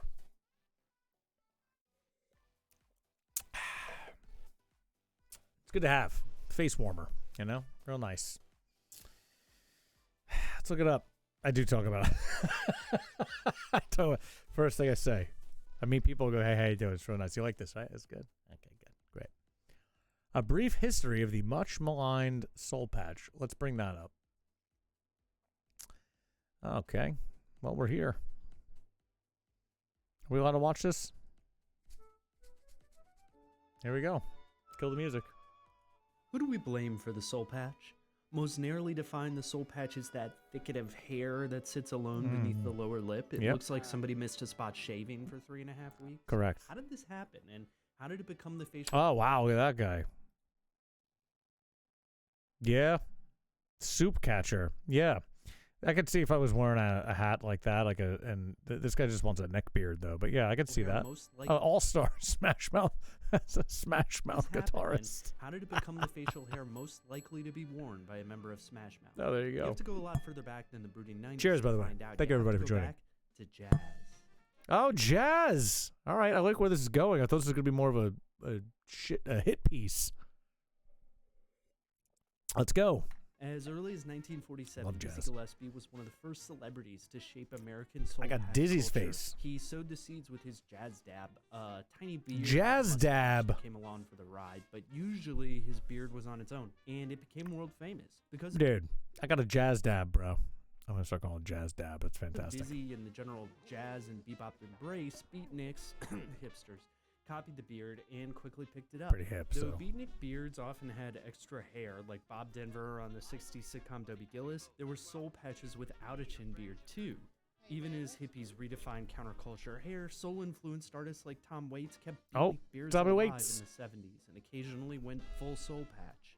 Equal credit / Mm. blame should also go to the Blues Brothers, whose soul Yes, patches they were some of definitely- the they first to definitely appear in had them. print, Didn't even and know their that. iconic I mean, I SNL knew that, but I didn't even performance think of about that. Soul Man may have helped attach soul to the beard forever. Okay. Yep, Ray Charles had a famous one too. Indeed. In the 90s, soul facial fashion fused with grunge, both in movies with I don't beatnik recall style that. super I mean, I remember patches seeing that, I and suppose, but I examples don't remember were that being the a focus. platonic ideal of patch. A patch was even a plot point. Chin But music, in yes.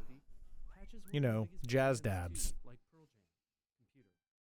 Pearl Jam. Enhance. Wow, he just did an enhanced bit. This guy's great. Hold on, did you catch that? In the late 90s, Garth Hold on, that was patches had hilarious. gone from Enhance.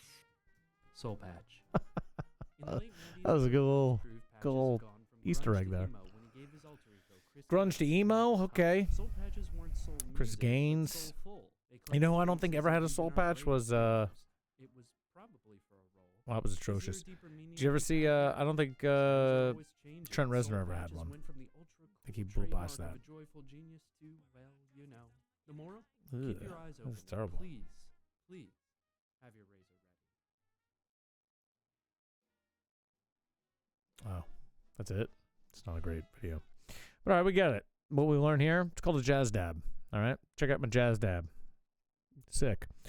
Thanks for the content there, Fantasy Rose. It was a good 3 minutes you got me. Fantastic. Bring back the music bed. There we go. Fantastic. Yeah, jazz dabs. Sick. I was saying something else before that, though. We were talking wine with Rebecca. That was fantastic. We're talking wine drinking at Rutgers. That was fantastic. What else? Am I forgetting? 843 Rebel TV. Feel free to call the hotline. We're here for at least another half hour. Maybe another hour. Who could say? Let's plug the rest of the week while we're at it. Kill this fucking browser. Enough. Let's pull up the schedule for the week here. Everybody who, if you don't know, now you know. This week on Rebel Vision TV, you're watching live the Billy Vegas Show, Monday 4/6, 8 p.m. Tomorrow night, Tuesday at 7:30 p.m. Eastern Standard Time. Corona Casino Night is back, baby. What the hell is a Corona Casino Night, Billy? What is that? I'll let you know. Corona Casino Night is when me and friends of mine, and, well, some friends, not friends of mine, I guess, get together in a virtual casino that was built by none other than the Play Architect and play craps, a tournament version of craps. There's usually 3 to 4 of us playing. We play craps in a virtual casino for you to watch with little windows of all of us chatting. We make like we're in a casino because you can't go to a casino now. So we throw it down. We make sure the drink ladies come by with our beverages. We get our comp drinks. We get our free parking. And we play our craps game. And sometimes it turns into a poker tournament. We just hang like it's a casino hang. We ramble. We yell. Sometimes people get dressed up like they're dealers and or, you know, casino-type dirtbags. Anything can happen at the Corona Casino night, baby. That's Tuesday night. Tomorrow night, 7:30 p.m. Eastern Standard Time. Wednesday, we have our scheduled 10 a.m. Civilized Coffee. That's where myself and good friend Play Architect, who's in the chat, big up to Play Architect. It started originally as us just getting together and drinking our morning coffee together on the interwebs, and then we would play our weekly game of Civilization, which is Civilization 6, which is a game that we play. So we would pick up a game and play for about an hour or two, and bullshit. But it's certainly slowly segueing into a chat where we, we talk about coffee for sure. We talk about news a little bit, and then, as the chat and the people who join I find in the morning we get a lot of international people. So we had some people from Singapore and some other people coming in. We were talking about, of course, coronavirus and other things. At Civilized Coffee, 10 a.m. on Wednesdays. That's your morning hit. It's a good one. Check that out. And then once that's over, Wednesday at 6 p.m. Eastern Standard Time, Hack Chef live, baby, from the kitchen. The whole rig goes upstairs, and we start cooking in the kitchen. Popping bottles, making dishes, real food, real time, making it happen. And if I can figure it out, I'm going to take phone calls during the show again. But now that I have this better way of taking them down here in the studio, it's very hard for me to do that in the kitchen, but I'm working on it. But either way, we'll take your phone calls. Hack Chef Live. I think we're going to do burgers this week. But with this Nebbiolo I'm drinking and all this pasta talk, may have to get back to pasta. We did pasta last week. Maybe not. All right, moving on. That's Wednesday, 6 p.m. Eastern Standard Time. Hack Chef Live. Follow Hack Chef on Instagram. Thursday, 3 p.m. Eastern Standard Time, the Free Thinkers Union will reunite. Again, I was mentioning it before. We did a free think session 2 weeks ago. This is when we have a round table of some free thinking minds, people who are generally open to anything conceptually, and we'll talk about any issue and talk about any perspectives regarding the issue openly without bias or perspective. Let's be honest, these are always going to be focused on coronavirus at this point because that's really the huge thing. So we're going to try to steer off of the free think coronavirus, but I think we're just going to be buried in coronavirus. We have our friend from Paris joining us again, which is a great perspective because it was so interesting to hear what it was like for him with the lockdown and how they're treating it 2 weeks ago. I definitely need to hear what it's like this week out in Paris, since it's different here and it's different there. I'm very excited to hear it because I was actually shocked at some of the stuff that they were doing 2 weeks ago that we were not doing here. Very interesting. You can check that out in the archive on both the Twitch and the YouTubes. So we're doing that again Thursday, 3 o'clock Eastern Standard Time, Free Thinkers Union. And then Thursday night, the weekly Civ 6, A New Hope series. Weekly multiplayer madness with 5, 6, 7, 8 people. A multiplayer Civ game where we just get in there, chat, bullshit, play Civs for an hour and a half, and move on with our day. / night. It's great. And then Friday night, April 10th, 8 p.m. Eastern Standard Time. You got it. The Billy Vegas Show again. We do this. We do this Monday night. We do this Friday night. We catch up on the week. And all the sillies in between. So that's what we're doing. That's the week at Rebel Vision TV. So make sure you follow Rebel Vision TV on Instagram. We're not on Facebook because Facebook's terrible. RebelVisionTV.com. Twitch TV, Rebel Vision, all that stuff, and you can check it out anytime. You can check it out. Let's see, will it work? Hold on. You can check it out anytime. Oh, that was aggressive. You can check it out anytime. All right, something like that. We'll polish that up. Yes, indeed. The newest women's thing is shaving part of their eyebrow, called eyebrow slit. Thoughts? Well, Fantasy Rose, I've never heard of such a thing. Only the internet can tell us these things, so let's look it up. I'm afraid to Google eyebrow slit, but let's do it. Oh! That looks like a Star Trek character. Eyebrow slit is a 90s beauty trend popularized by hip-hop artists, which involves creating a vertical line or two in your brow hair. Wow. What's the purpose of this? Your brow hair. I thought eyebrow hair doesn't grow back. Am I wrong in that? I don't know enough about eyebrow hair. Yes, Free Thinkers Union. Gene, yes, next one. Hopefully you can make that, Spidey. I'd be very happy if you did. What the hell is this? Who's doing this? I don't know anyone doing this. A unique beauty trend seemingly having a resurgence. I have not seen it on Instagram or Pinterest. I'm not following that kind of trash. What is that?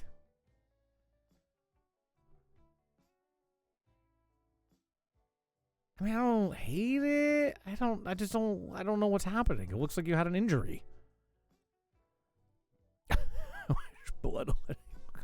Like, what is the point of this? Why would she do this to herself? I understand everyone wants to express themselves. I get that. But this is just shaving a chunk. This is like if someone had a full beard and then just like took a line out of it and was like, that's how I express myself. Don't judge me. What are you doing? I don't know what this is. I don't know what's happening. What is the point of this? How to do it? All right, we get it. Apply razor. Ugh. I feel like I've seen this now that I'm looking at these more. Scissors in. Yeah, this is the kind of shit, man. You got the coronavirus coming. Oh boy, what is this? You got the coronavirus here. Chicks are fucking doing eyebrow slits. It seems to, like this looks not right. This picture looks not right. This looks like she got like the Jackass crew caught her at night and hit her with the buzzsaw, the buzz razor on her eye. This chick looks like it almost belongs there because she's got that arch. I don't know.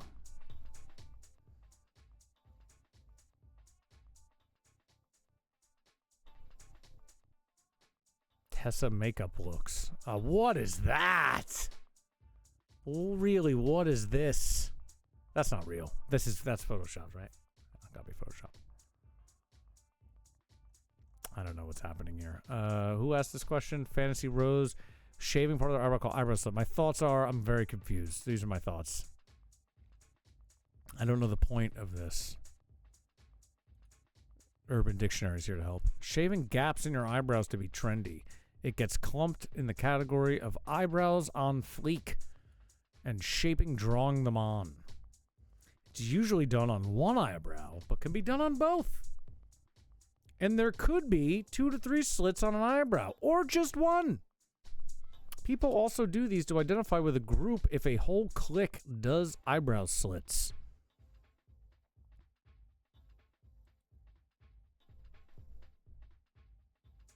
Wow. This is a BuzzFeed from 2015. People are shaving slits in their eyebrows, and it looks incredible. I'm debating. It looks like you were in a fight, and you got punched, and you have scar tissue. I feel like I've seen this on dudes for sure, but it also just looks like they're losing eyebrow hair. I don't know what's going on here, man. I don't know. Fantasy Rose. I don't know what this means. This is all bizarre and creeping me out. I've never heard of this kind of thing. Kind of glad I didn't. Does this guy have it? Does this guy have it? Momoa? Not Momoa. That's not intentional, right? He's just got that because he got in a fight or something, or lifted too many weights, or that's where he shoots his steroids. One of those, right? Wow. Okay, I gotta pee. Sorry, too much info. Bio break. 2 minutes.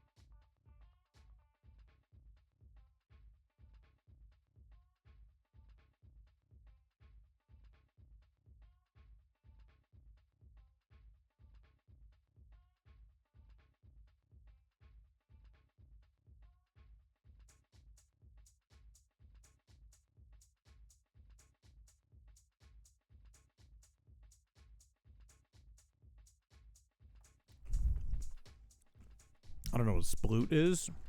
I'm pretty sure my dog does not sploot.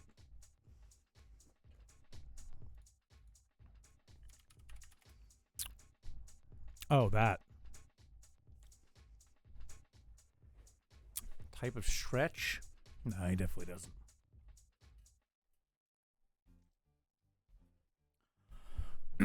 So here's a boring topic, but as I crunch in the mic, it's AMSR. Crunching, chewing. Yeah. Do you like the sound of that? Creeps. Holy hell, these corn nuts from Whole Foods. I'm addicted to. These are the greatest snack. These things. Holy hell. Holy hell, are these the best possible snack you can get your hands on.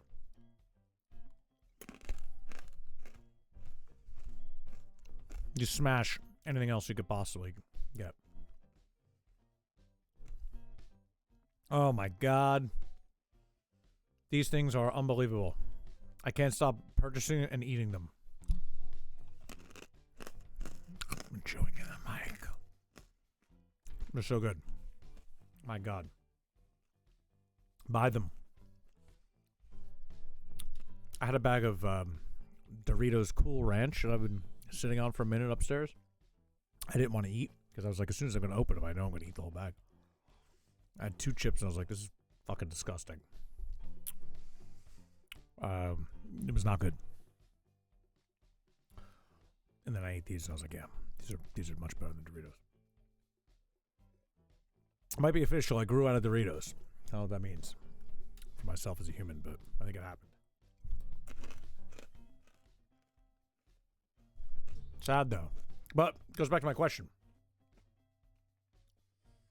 What's the new snack? What's the snack of the coronavirus? Is everyone locked up on something? I thought it was going to be Cheez-Its for me, but honestly I moved on. I think these giant corn nuts are the move. Big time. There's big topics here. Big topics, a lot of information. 843 Rebel TV. Make sure you call in, get your ideas in. We're taking your requests.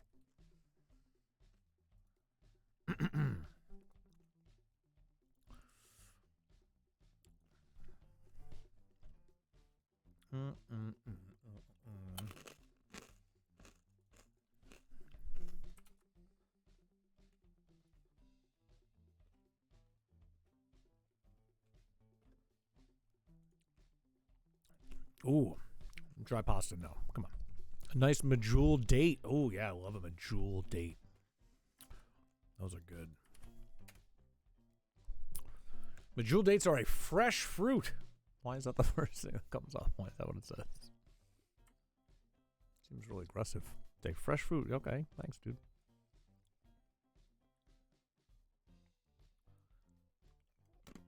Can't stop chewing on these guys, you know what I mean?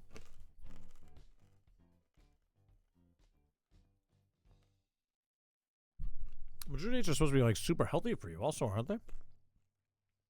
I don't trust this chick to tell me, but I feel like those are supposed to be like you could almost live on those things, right? Definitely a lot of fiber. But I feel like they're also the kind of, I feel like someone told me at some point that they're like really good for you. You could legit like live on them. I could be wrong. Oh yeah, it's a big subs for sugar. I know they sell date syrup. You're supposed to bake with instead of sugar sometimes if you can't have sugar for diabetic or something like that. King of fruits, fruit of kings. Sensational smoothies, yes. Chopped medjool dates on your breakfast cereal. Okay. Slow burn sugar. I don't know if I want it myself. I could see it. They're really delicious. Medjool dates are fantastic. Without a doubt. Oh, bon appetit. Yeah, there they are. I mean, they look like dried up testicles, but they do look I mean, they are delicious.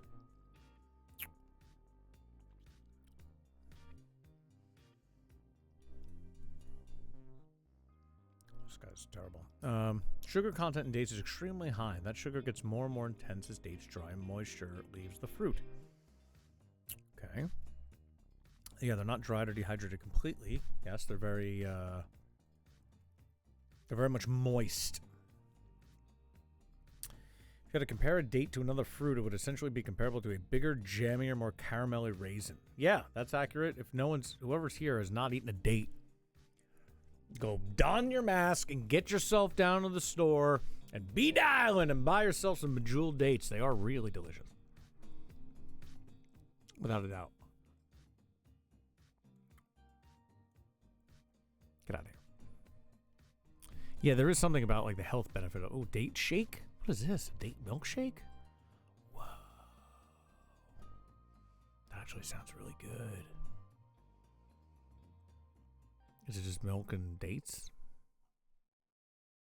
How many fucking things do I have to click here to fucking get it? Come on, let's go. Walnuts, medjool dates, cinnamon sugar, and vanilla ice cream. Well, it's certainly not healthy, but that does sound delicious. Let me have a medjool date. I do have date sugar in my cabinet. I should do something with that this week. Good call, dude. Date syrup, I want to say it's called. It's not sugar, it's date syrup. It's supposed to be I have that and I have some other kind of like fake sweetener that's not the normal shit. I buy it just to see it. I've had it for a while, but I haven't used it. I've never opened it. Coconut almond milk and date. Yeah, that sounds delicious. That sounds really good. Yeah, that's just making it. That's a silly dessert ice cream with that. Coconut almond milk and dates blended up with a handful of like nuts in there might be super delicious. You might not need the nuts if you're doing the coconut almond milk. Might be too much. That sounds delicious. Yeah, tell me about the date syrup. That's not the one that I have, but I have date syrup. Give me some kind of recipe with this. Give me like a cake with date syrup that doesn't have like a bunch of shit in it. There's gotta be some like Middle Eastern bullshit we can get into here, no? Date syrup dessert. Orange, here we go. I got agave syrup, but agave syrup's almost like too sweet. Agave syrup, it also doesn't have like its own flavor. You start mixing other shit, it loses it. Date syrup, I'm assuming if I use it, is going to be very date heavy. It's gonna have date flavor to the party. Like this, date syrup spice cake. Talk to me. What do we got going on here, ma'am?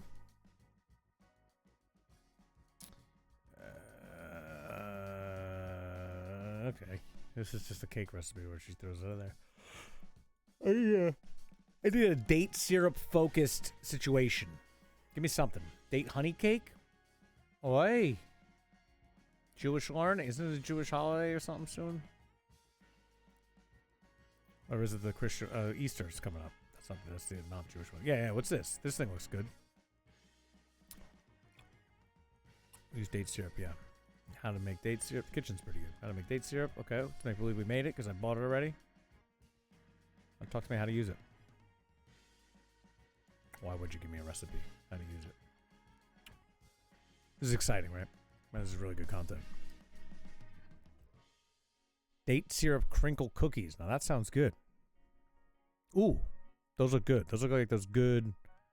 Those look like the cookies at Christmas that you can get that sometimes suck, but sometimes are really, really good because they're made with like delicious molasses. Let's see here. Honey cookies. Ooh. Yeah, these look good. Talk to me. Date syrup. Got it. Brown sugar. All right, that's defeating the purpose of using the date syrup, isn't it? I'm still in. Let's go. Vegetable oil, cinnamon, sugar, egg, a little whole wheat flour, almond meal. I don't think I have almond meal. Got almonds. All right. I'm not opposed to a date syrup cookie. That looks pretty damn good. Oh, do you know what I should make this Wednesday? Hummus. Does anyone want to see how I make hummus at least? Because I have a lot of dried chickpeas. Let's look it up. Got a lot of dried chickpeas here. Time for a flour mill. I got a flour mill. I can make garbanzo flour in a heartbeat. Make almond flour, but then I gotta clean out the mill. I need something that's not hummus that I can make with dried chickpeas. It's got a fair amount. I mean, I'll eat chickpeas, don't get me wrong. Love me a chickpea. Best chickpeas recipe, bon appetit. What are we doing? Lemon, olive oil, and water. Just cook a thing, just have chickpeas? Yeah, alright. Maybe I'll just make chickpeas. Let's make a pot of chickpeas here. It's a pound of chickpeas, onion, garlic, lemon zest, olive oil, and water. Yeah, that's just like any other pot of beans. I guess I don't make chickpeas as a pot of beans. I feel like there's other... Oh, you know, what do you call it? Fucking falafel. That uses copious amounts... Oh, crispy, crunchy roasted chickpeas. I like those. Copious amounts of chickpeas in falafel, but I'm not making falafel. I need shit that freezes well. Like, I'm making a big batch of something with this and then freeze it, you know, so I can eat. Hummus and dried chickpeas, I could crush a thing of hummus. I could work on hummus. I could definitely work on hummus. Hummus might be on the agenda. Put on the list! Production! Put on the list! Hummus! Hack Chef! Wednesday! Got it. Fantastic. Hummus, put it in. I use a lot of tahini in mine. I don't have a lot of tahini, but I got some. Chana masala. Ooh, I love chana masala. Do you know what I like even better than chana masala? Chana sag.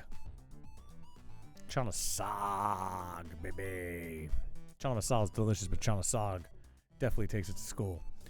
Chana masala is the one with tomato sauce, right? Like a tomato cream sauce, right? That's cute.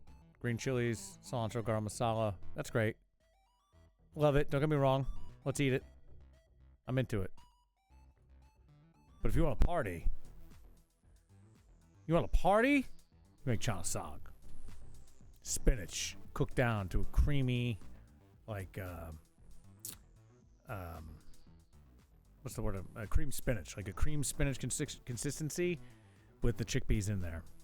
See, but here's the thing. If I start making Indian food, I gotta make Indian food. Then I'm eating Indian food for like a week, which I'm not mad at, but I plan my eats around it.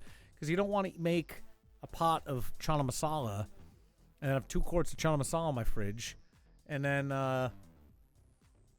you know, Wednesday night eat chana masala, and then wake up Thursday and go, all right, what are we eating? What do we got in the fridge? Well, we got a lot of chana masala and some rice. Okay. All right, we have other Indian stuff? No, we don't. Oh. I got eggs. Can I have chana masala and eggs? Yeah, I guess. You could. All right. Let's just, I guess, put an egg on it. That'll be good. Again, for dinner. I like to do themes. You know, I go with the themes. So if I'm making Italian food, I'm making 3 or 4 things, and I'm putting them in the fridge, and I'm picking on them all week, and then I'm, like, in that wheelhouse. If I'm making Thai food, I made Thai food the other day. I'm eating Asian, fried rice, Thai food, like, for the next 3-4 days. So if I make Indian, I got to stay in the Indian wheelhouse. I got to make a couple things. It's easier, like, if I make burgers Wednesday, I could just make a burger and eat it and move on with my day. Hell yeah, you did. Don't hate the MSG, dude. MSG is powerful and delicious stuff. It doesn't need to be put in everything. But MSG has its place. It's slowly turning into a Hack Chef program. MSG has its place. MSG has its place for sure. Huge umami bump, but everything doesn't need it. Like, some things it doesn't even make sense to put on because it almost gets lost. But MSG definitely it's pretty good. Certainly adds a bump to things that anything that you know, like oh boy. God, we umami bumped his shot glass. We're terrible people. I forgot about that. We once gave a friend of ours a shot glass of MSG and told him it was I don't know. Is it vodka? We put MSG in? I don't even remember. It's probably really, full of umami and delicious texture, though. So he probably enjoyed it. But I find MSG goes really well on simple things. Not like simple like a vegetable simple, not like a steak. Like a steak is like complex, right? But like a grilled vegetable with salt, pepper, and a little pinch of MSG on there. A little lemon, forget about it. It just heightens things.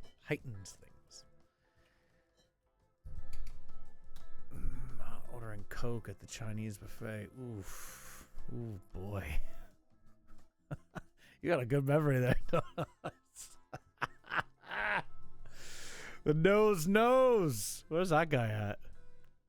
Let's put some soy sauce in your Coke. Yeah, that was the rule. You couldn't go to the Chinese buffet and order a Coke. Because no matter what, you're going to get soy sauce in your Coke. Holy shit. I forgot all about that. We might get shut down now just for even mentioning that dude's name. Wow. Yeah, that was the rule. We used to go to the Chinese buffet all the time. Way, way back. And this one fella that we went with who will remain only known as the Nose. His rule was if you ordered a Coke, a beverage, a soda that is dark in nature. If you ordered a Coke and, you go up and get your crab legs at the buffet and you bring them back, it's your fault you ordered a Coke. You should order a clear drink because you're getting soy sauce in your Coke. Every time. Every time. And this is back when you drank soda without even knowing. Back in the day, no one knew. But wow. Every time. And the best was bringing new people to the buffet and they'd order a Coke and you'd be like, this is great. Let's go. The crab legs are out. Let's go. You're back when it was good. Back when it was good for you. Back when Coke was good for you. Let me get a Coca-Cola. It's good for you. It's good. Wakes you up. Yeah. Holy shit, I forgot about that. Oh, wow. That's good. Wow. That guy. Yeah. Gotta get them crab legs. Man. Probably took some years off my life eating at that fucking place. Did some work there. Anyway. I'll do an Indian show. I'll do Indian food. I make some decent Indian food. I'm definitely not an expert in Indian food, but I'll make some Indian food on Hack Chef. Not this week. It requires a lot of ingredients, and I'm not trying to spend that much time in the grocery stores these days. Certainly not the amount of grocery store shopping I need to do proper Indian cooking. But I'm into Indian food for sure, and that will happen. In the future. In the meantime, I highly recommend if you go to Trader Joe's, they have these pouches of Indian food that are fucking fantastic. Not the frozen stuff. I don't know what am I looking at? Thrillist article. These packets, not this shit. I don't know what this chai is. I don't know what this simmer sauce is. Get out of here with that shit. These packets of already made stuff from Trader Joe's are delicious. You boil water, you just throw the whole packet in. You don't touch it. You just throw the whole packet in. It warms it up like a sous vide. You pull it out and you just dump it over rice. And it's goddamn delicious. So good. They got about 5 or 6 different kinds. That's my go-to. I have 2 or 3 of those in my pantry at all times. Whenever I make rice of any kind, I'll make extra rice, put it in the fridge, and then the next day or 2 days later, if it's not turned into fried rice, I'm boiling a bag of that shit and eating it right quick. These things are killer. Highly recommended. And I think Trader Joe's just buys these from like a company that makes these, like on the real. I don't know what company makes these though. Their frozen shit's good. Sure, all this stuff's fine. But you want these bags. They're like $2-3 a piece. Dal, lentils, vegetarian stuff. None of them have meat, but that's fine. It's Indian food. You don't really need. You could go to an Indian place and not get away with not eating meat. It's okay. You don't need meat there. Man, that's another thing. In the list of things that I miss in the coronavirus right now, the corona era, I miss like eating at a bar, like sitting at a bar and eating at a bar, mainly like wings and like a bar pie. I don't miss crowds of people, but I miss like bar food. This website says skip everything in the pouches. This is everything that is the opposite of what I just said. I don't know if you can read that. Skip vegan tikka masala. Skip tikka vegetables pouch. What are you talking about? They're almost inedible. Tikka vegetables taste like generic salty mush. Maybe I never had that one. I don't know, dude. The lentils and the dal are banging. I don't know what this guy's talking about.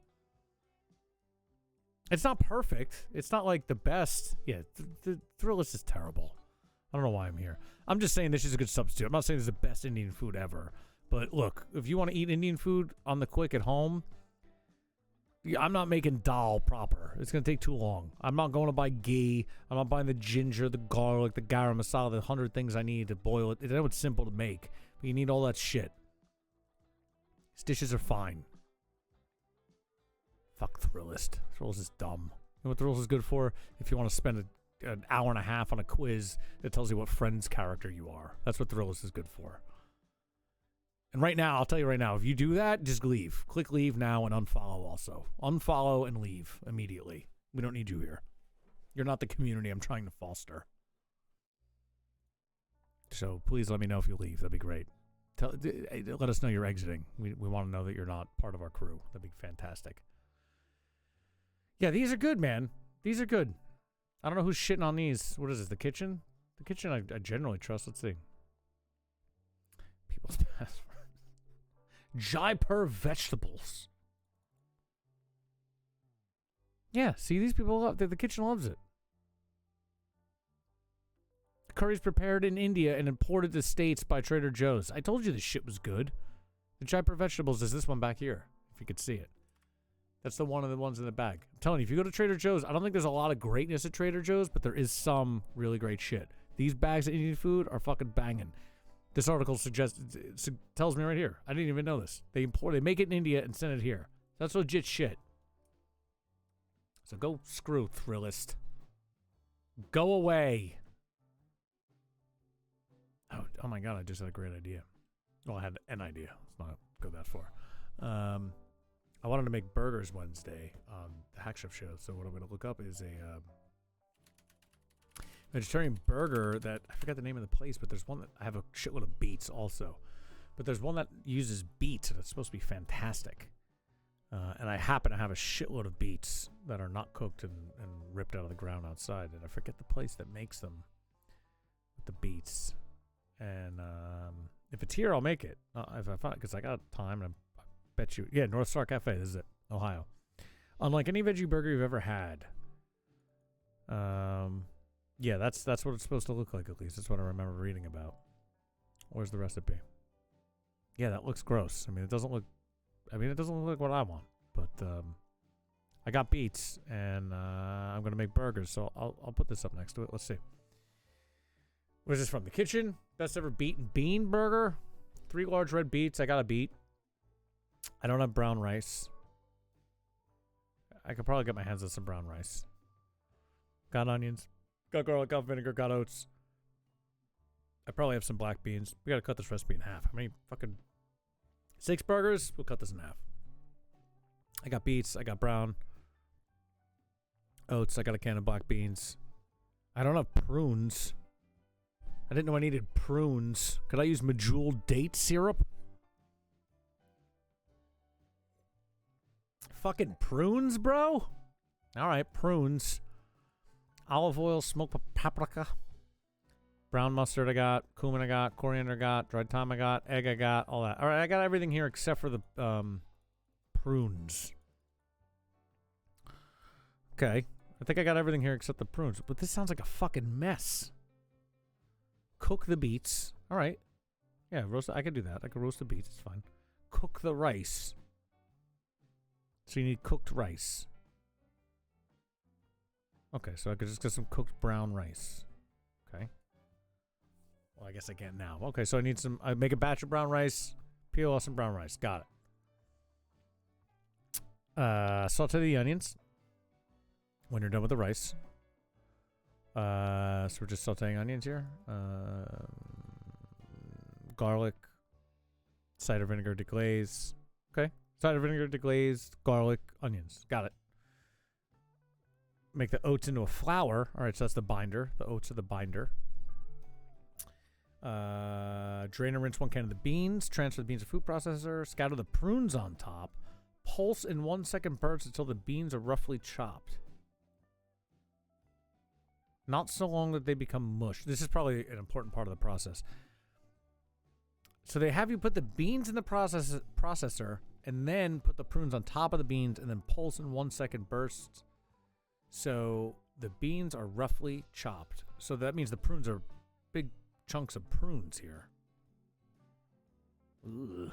I don't, nothing like a nice black bean, beet, and prune burger. This is supposed to be like the best veggie burger ever, though. I don't mind. There's some veggie burgers that are really delicious. I mean, it has nothing to do with eating a burger. Let's be honest. It's a veggie burger. It's a vegetable patty. That could be delicious, but it doesn't sit where a burger sits. It's a different seat at the table. Grated roasted beets. All right. Texture. I get it. I can see that. Combine the veggie burger mix. Transfer the squeezed beets, cooked rice, onions with the beans. I don't know. I can see this going somewhere. Oatmeal flour and egg to bind it all together. Refrigerate for 2 hours, 3 days. Shape the burgers. Cook the boigas. I can freeze them. I'd freeze these and have these on hand if they freeze well for people who come over to any meat. North Star is supposed to... I've heard this for a long time. North Star veggie burger is supposed to be the shit. And it looks good. I've seen them make it on some video somewhere, and the texture of it looks good. But if it tastes like a beet burger, that doesn't sound good. Ugh. Fresh, whole, sun-made raisins. Yeah, I don't know. I don't know if I want a fucking prune burger. Prune bean burger. Not selling me. It's supposed to be the best, though. I got a griddle. I could do it, but I don't know, dude. Maybe it's worth a try. Maybe not this week, though. I don't think... maybe not this week. You know what I mean? Oh, no. Maryland police find body of Maeve Kennedy Townsend McKean. Robert F. Kennedy's granddaughter found 4 days after she went missing. Kennedys are still dropping like flies in mysterious reasons. And no one else finds that weird? It's okay. Nothing to see here, guys.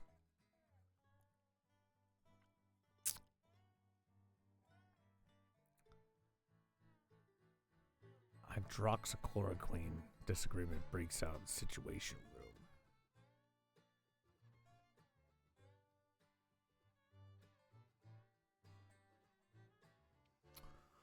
Chinese tourists, yeah. Excuse me. Yada yawn. Yeah, those Kennedys can't get a break, dude. I mean, they just can't get a good run.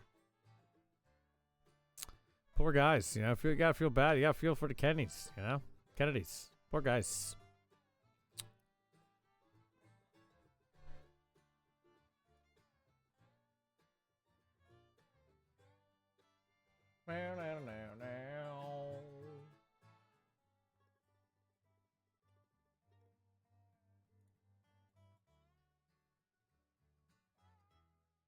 Yeah. Sorry. Multi-screening, multitasking. No. Easter Bunny and Tooth Fairy deemed essential workers in New Zealand. Why are you even fucking around with that, New Zealand? Ew. Jacinda Ardern.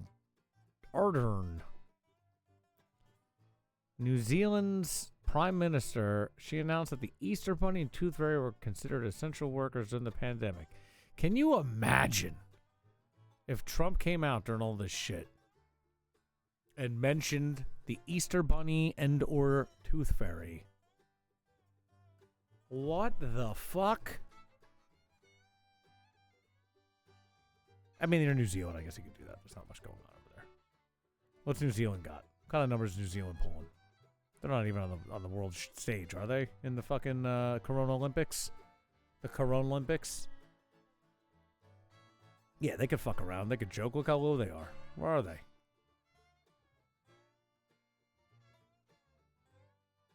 New Zealand. What is this? Total cases 1,000. 1 death. You fucking... Yeah, alright. They could joke about this all they want. They're nobodies. New Zealand. What rank are you? You're a fucking nobody in the world. Fucking Iraq's got less than you, dude. Estonia's got more than you. That's a nothing. This is why they're joking about it. They don't give a shit. She's like, ha ha ha ha. Yes, the world is very concerned about the coronavirus, but we are not. The Easter Bunny will continue to work. I don't know what accent that was, but they got nothing. 929 cases. 67 new cases, 1 death. Well, granted, they only have like 1,200 people that live there, but you know. The fucking bunch of jokers over there. How domestic abuse has risen worldwide since coronavirus? Holy shit.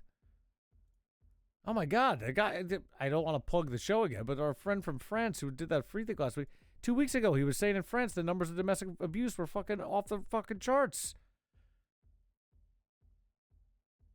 He was saying that 2 weeks ago in France. I thought he was joking. He's like, no, domestic abuse is up like 50% here. Ugh, not to laugh, but we're laughing. The National Domestic Abuse Hotline has seen a 25% increase in calls and online requests for help in the past week.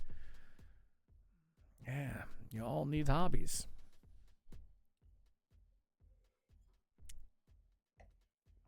You all need a hobby.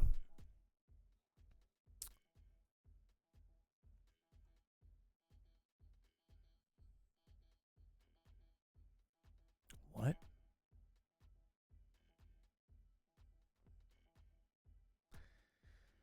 Oh, man. 1 dead. Is there anything good here going on here? Yeah, the domestic abuse violence hotline is hiring, apparently.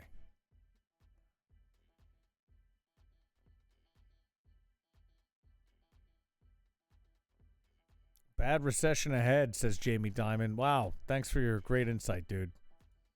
Really being a pinnacle of the people. Thanks for letting us know. We weren't really sure. I thought we were booming. Where's the market at today, by the way? I've heard that it was like going up and down recently. Hey, look at that! It's up 1,600 points today. The market makes no sense. Let's be honest. Can we all agree it makes no sense? It was up 1,600 points today on fucking huge news of the worst week of deaths ever, apparently. Big news. We're up. Don't worry, baby. Bring me back a month. What was the high? 25? We're 22. It's like nothing happened. Bye, baby. We were 29. We almost hit 30 before all this ruckus, right? And where we at now? 23? Fuck it. We're going to be fine. Bye, bye, bye. Bye, bye, bye. If you don't buy, you know what they say. You don't buy when there's blood in the streets. You ain't making money, baby. I don't believe the fucking Dow was not that much today. Holy shit. 1,700 points. On what basis? Who said why? Extend the losses as coronavirus stock market rally powers. What? Oh, on growth rate of coronavirus cases appear to slow because one day New York was like less deaths today. That was the headline. It was literally one day of like less deaths in New York, and they're like, "Oh my God, this is huge." So clearly, you should be playing the market every day. You should be doing shorts. You should be doing calls and puts every fucking day, just riding the waves. Put all your money in, and hope it goes one way. If it doesn't go one way that day, it'll go the next day. Sound financial advice. Bye, bye, bye. I need the soundboard. Where's the Jim Cramer soundboard?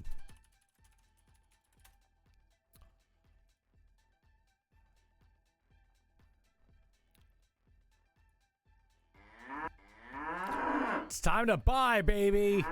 It's time to buy. Make sure you buy the market, all right? It's time to purchase things.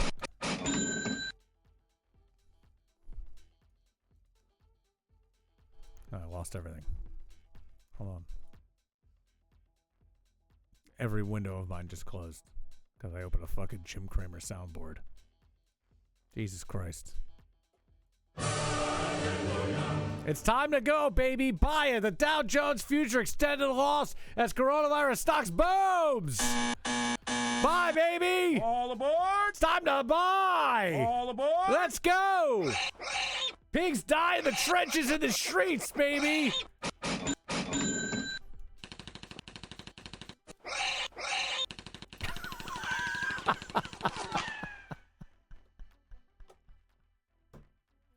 Oh, internet, you're the best. 2 clicks and I have a full Jim Cramer soundboard in front of me.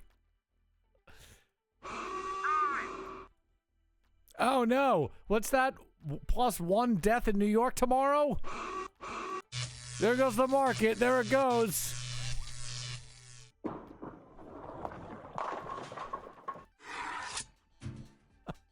That one's called Head Chop. Sell, sell, sell. House of Pleasure. Oh, I don't even know what that means. The House of Pain. Oh, the market's up, baby. Buy, buy, buy. It's time to buy. It's time to buy. House of Pleasure. House of Pleasure. House of Oh Pleasure. no, oh no. 3 more deaths in New York. Sell. Oh no.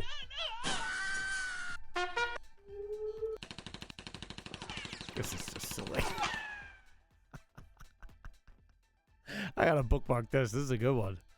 Save this. This brings our new bit, Market Talk. Holy shit. I don't believe you could just Google that and it comes right up. That's amazing. Yeah, probably. It's on their website, though. It's also on The Atlantic. Soundboard.com. Beautiful. Holy cow, man! This guy is a file, a book of file, a bibliophile. Sell. Right, what's up? This is just sound clips of him being an asshole. We keep playing because this, my friends, is Cramerica. What the hell is Cramerica? This guy's amazing. What a character.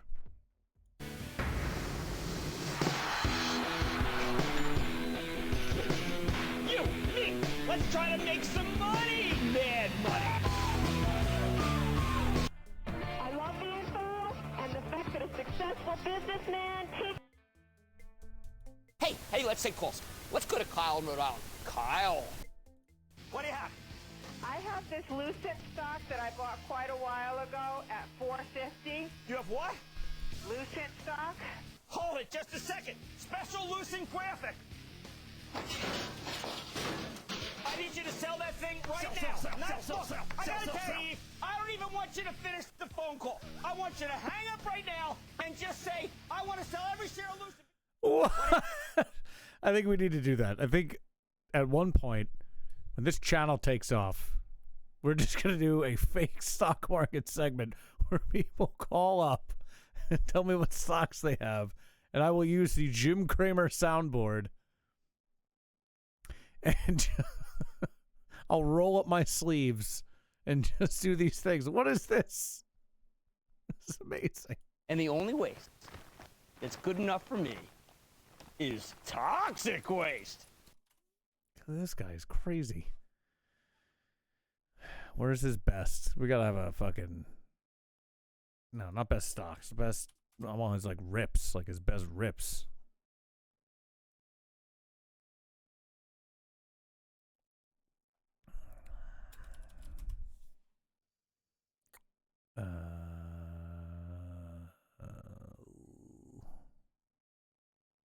He's got too many, like, active videos. It's not very entertaining. We need, like, these silly clips. Hey, I'm Kramer. Welcome to Mad Money. Other people, they want to make friends. Very interesting game, not a bad one. Other people, all about trying to make friends. Interesting game. I just want to make you money. Is he drunk? I just love that the sound... Oh, there's a whole other section. This is fantastic. And right now, right here on this show, I am pronouncing the Depression over. And right now, right here on this show... I didn't realize he used so many bits. I didn't realize... I just thought we could get a soundboard of him saying silly things. I didn't realize he had a soundboard. Oh, here you go, guys. BuzzFeed. Which button on Jim Cramer's soundboard are you? Okay, we've had enough. We could just pull the soundboard up and have it definitely on the Rebel Vision dashboard at all times. That definitely needs to happen. Need to be able to hit that at any clip, at any time.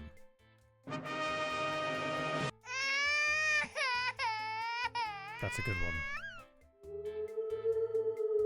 Don't buy, don't buy, don't buy, don't buy, buy, buy, buy, buy, buy, don't buy, don't buy, buy, buy, buy, don't buy, buy, buy, buy. Ah, that's going to be great. Glad we have that part of the program. All right, so the market's booming. The recession's over. That's fantastic. Only country in the world could just give away trillions of dollars to people for doing absolutely nothing, and the market will just rebound like it's nothing. We're doing great.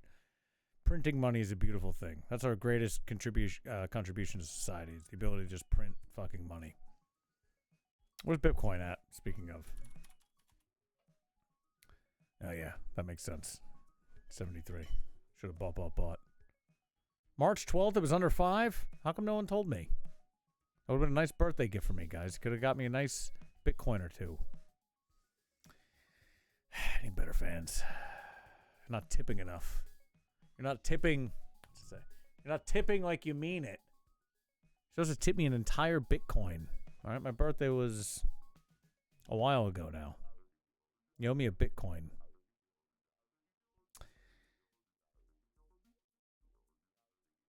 Donald Trump Jr. says Tiger King star Joe Exotic sentence seems aggressive.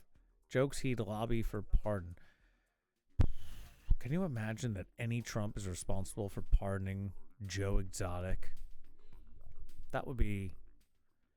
If there was no other proof that we live in a simulation, it's topical. They love being topical. Trumps, if nothing else, love being topical.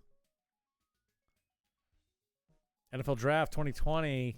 Man, I tell you, the NFL definitely know how to make news throughout. They literally had a meeting at the beginning of this, and they said, we're not letting this stop bullshit. We're putting out the news stories every day. Constant NFL news.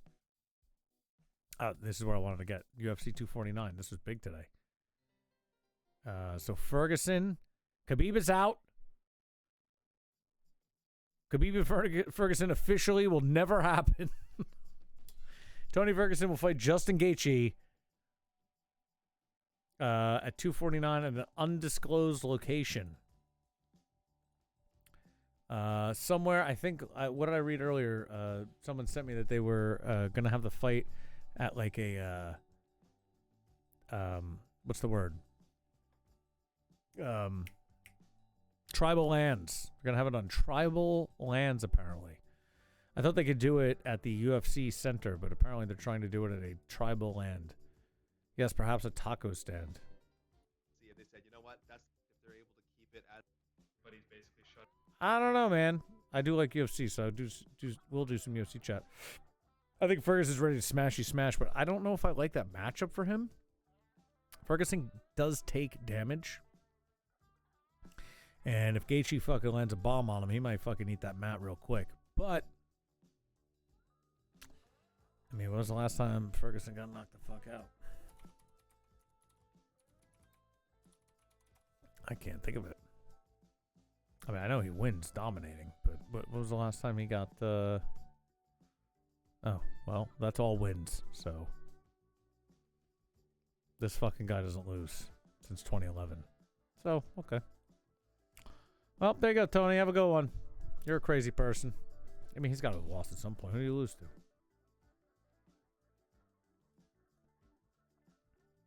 Can we get a Sherdog on this? Can we pull a Sherdog? Can we pull a topology? Al Kukui. Can I get a Sherdog record or something? He's got to have lost to somebody. No? 25-3. Hold on. Probably early. He's probably got some bitch losses early. Here you go. He lost to Michael Johnson in 2012 by decision. It's probably questionable. Not even going to count that. What else? We got any decisive losses? Submission in 2009 to fucking who? Jamie Toney? This fucking guy? Do you think this guy still trains at his own gym and says like, yeah, dude, I wish I wanted this picture. Do you think this dude trains at his own gym and says like, yeah, man, I beat Tony Ferguson. Also, this guy looks like a Elvin Street Sam that I'm building for Shadowrun. Yeah, that's a long time ago. This guy's a nobody. This guy's a nobody. The point of the matter is he's lost to nobody of note. He dominates people, is what he does. He's a savage. Gaethje's a beast, though. I mean, Gaethje, that dude could fight. I mean, it's not the fight I wanted, but I'm not mad at it. Oh, can we just watch this? We'll definitely get shut down for this, but fuck it.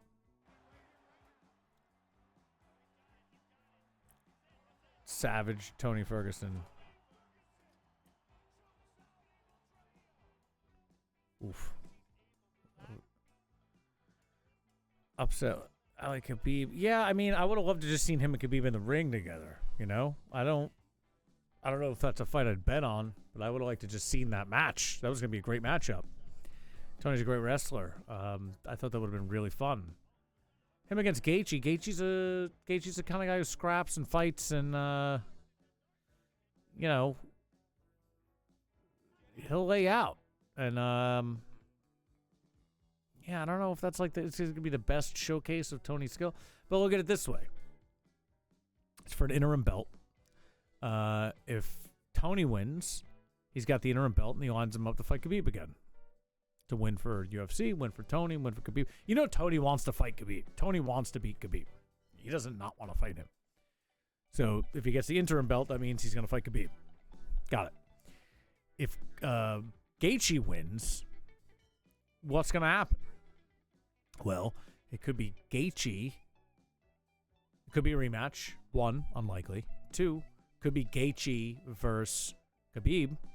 Interesting. Good for Gaethje. Or 3, the other side of this is Tony Ferguson versus Conor, which is a crazy fight that will definitely sell tickets. So either way, the UFC obviously poising themselves for a victory no matter what happens. It's just not the fight that we wanted to see coming up. That said, all of this aside, I think it's really interesting that they're getting away with being able to even do a fight right now. I mean, there's so much against having fights in sporting events now. I know there's going to be no crowds. I know there's going to be like no announcers. It's going to be super weird. So it's weird for the fighters, weird for the fans. but what does that mean for? It's gonna be like silent. Like I watched one of those. I watched that fight night where it was just there was no audience. It was like judges and like 2 commentators. It was silent. It was so strange. Gotta have it on a Sultan's yacht, Street Fighter style. Yeah, that would be fantastic. That would be fantastic. They talk about having it on a aircraft carrier. Oh man, see ya. Yeah, Ferguson's a beast, man, and he's a super bizarre cat. He trains real weird. I mean, he's great. I can't wait to see him fight again. It's been too long, honestly. I'm excited to see a UFC of any capacity. But did they announce the whole card? I feel like they changed the whole card. Like, who is on the 249 card now? Like, is this legit? Is this an accurate card? Are we going to see Andrade Rose? I also thought it was interesting that they were making this a pay-per-view. You would think that if they're going to go above and beyond and have it be this weird empty thing, that they would kind of make it for free. Be like, hey, fans, here's a freebie since we're in the shit times. And it's not the fight you wanted, but they're definitely doing pay-per-view, so I don't know. That seems kind of weird. Seems like an easy one to give away for free. You know, gain some more fans, maybe. I don't know. The fuck do I know?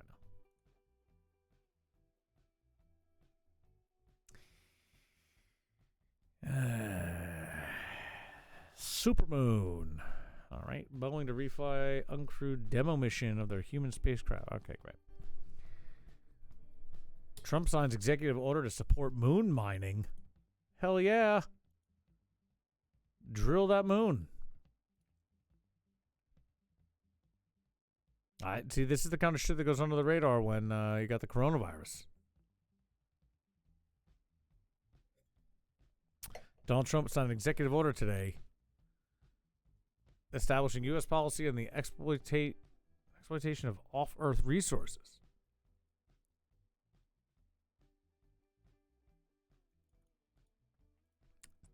So that it all makes sense now, guys. The coronavirus is a man-made virus, so they could pass the fact that we could just get to the moon and take all the resources. Amazing.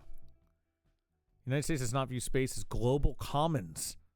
Does not view space as global commons and sees a clear path to off-Earth mining without the need for further international treaty-level agreements. Trump is saying the moon is ours. Get the fuck out of our way. Yes. Amazing.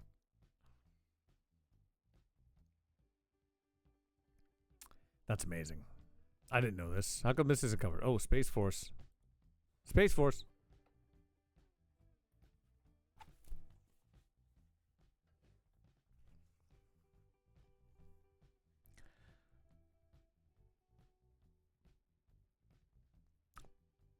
President Trump has shown considerable interest in shaping U.S. space policy. In December 2017, he signed Space Policy Directive 1, which laid the groundwork for the Artemis campaign. Two other directives have aimed to streamline commercial space regulation and the protocols for space traffic control. And Space Policy Directive 4, which the president signed in February 2019, called for the creation of Space Force, the first new U.S. military branch since the Air Force was stood up in 1947. Couldn't be happier that I have a Space Force hat. Sign of the times. Makes me very happy. Elon Musk already films porn on the moon. I have no doubt that that's what he's doing. Wow, that was amazing. I didn't realize that that we're fucking mining the moon now.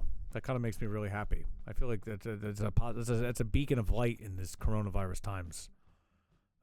All this shit aside, he had the time to sign an order that said, we're fucking mining the moon now, dude. Get out of my way, small doctor man that doesn't like my medicine.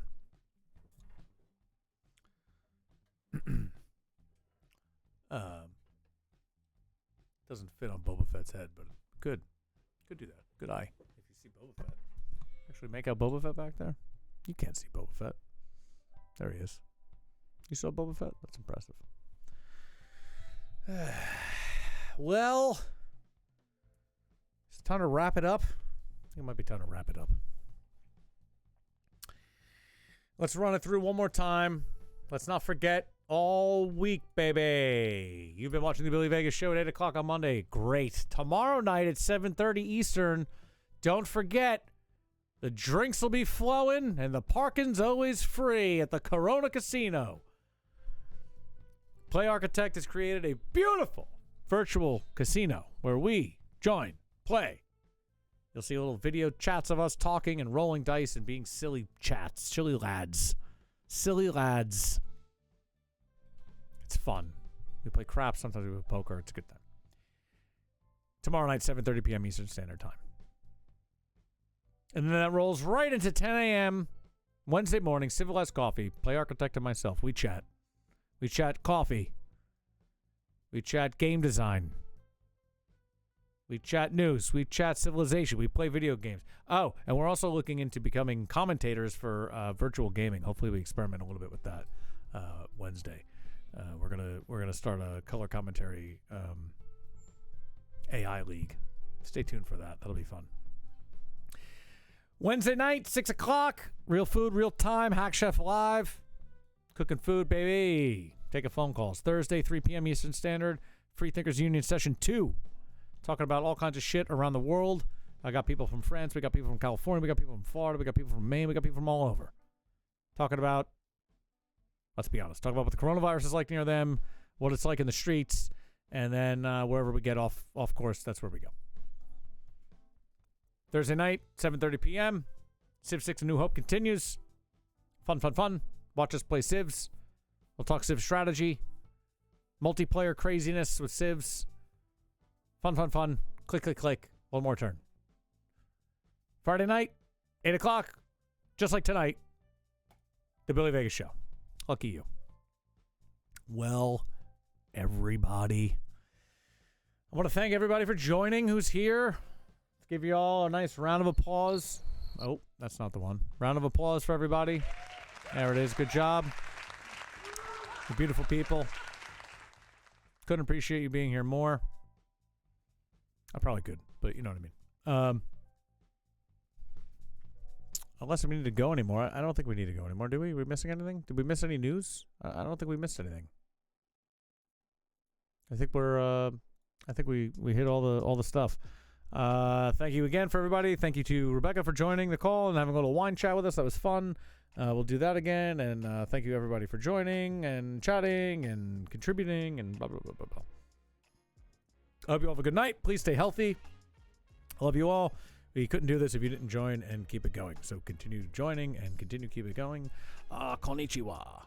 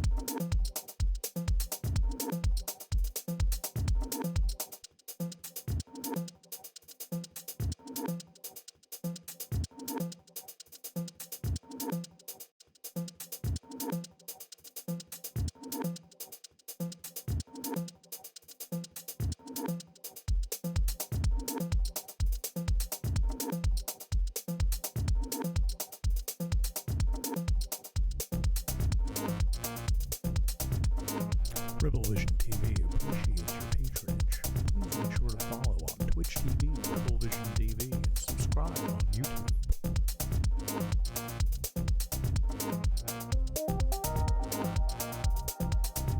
You can also be a super subscriber to Rebel Vision TV on tip.rebelvisiontv.com.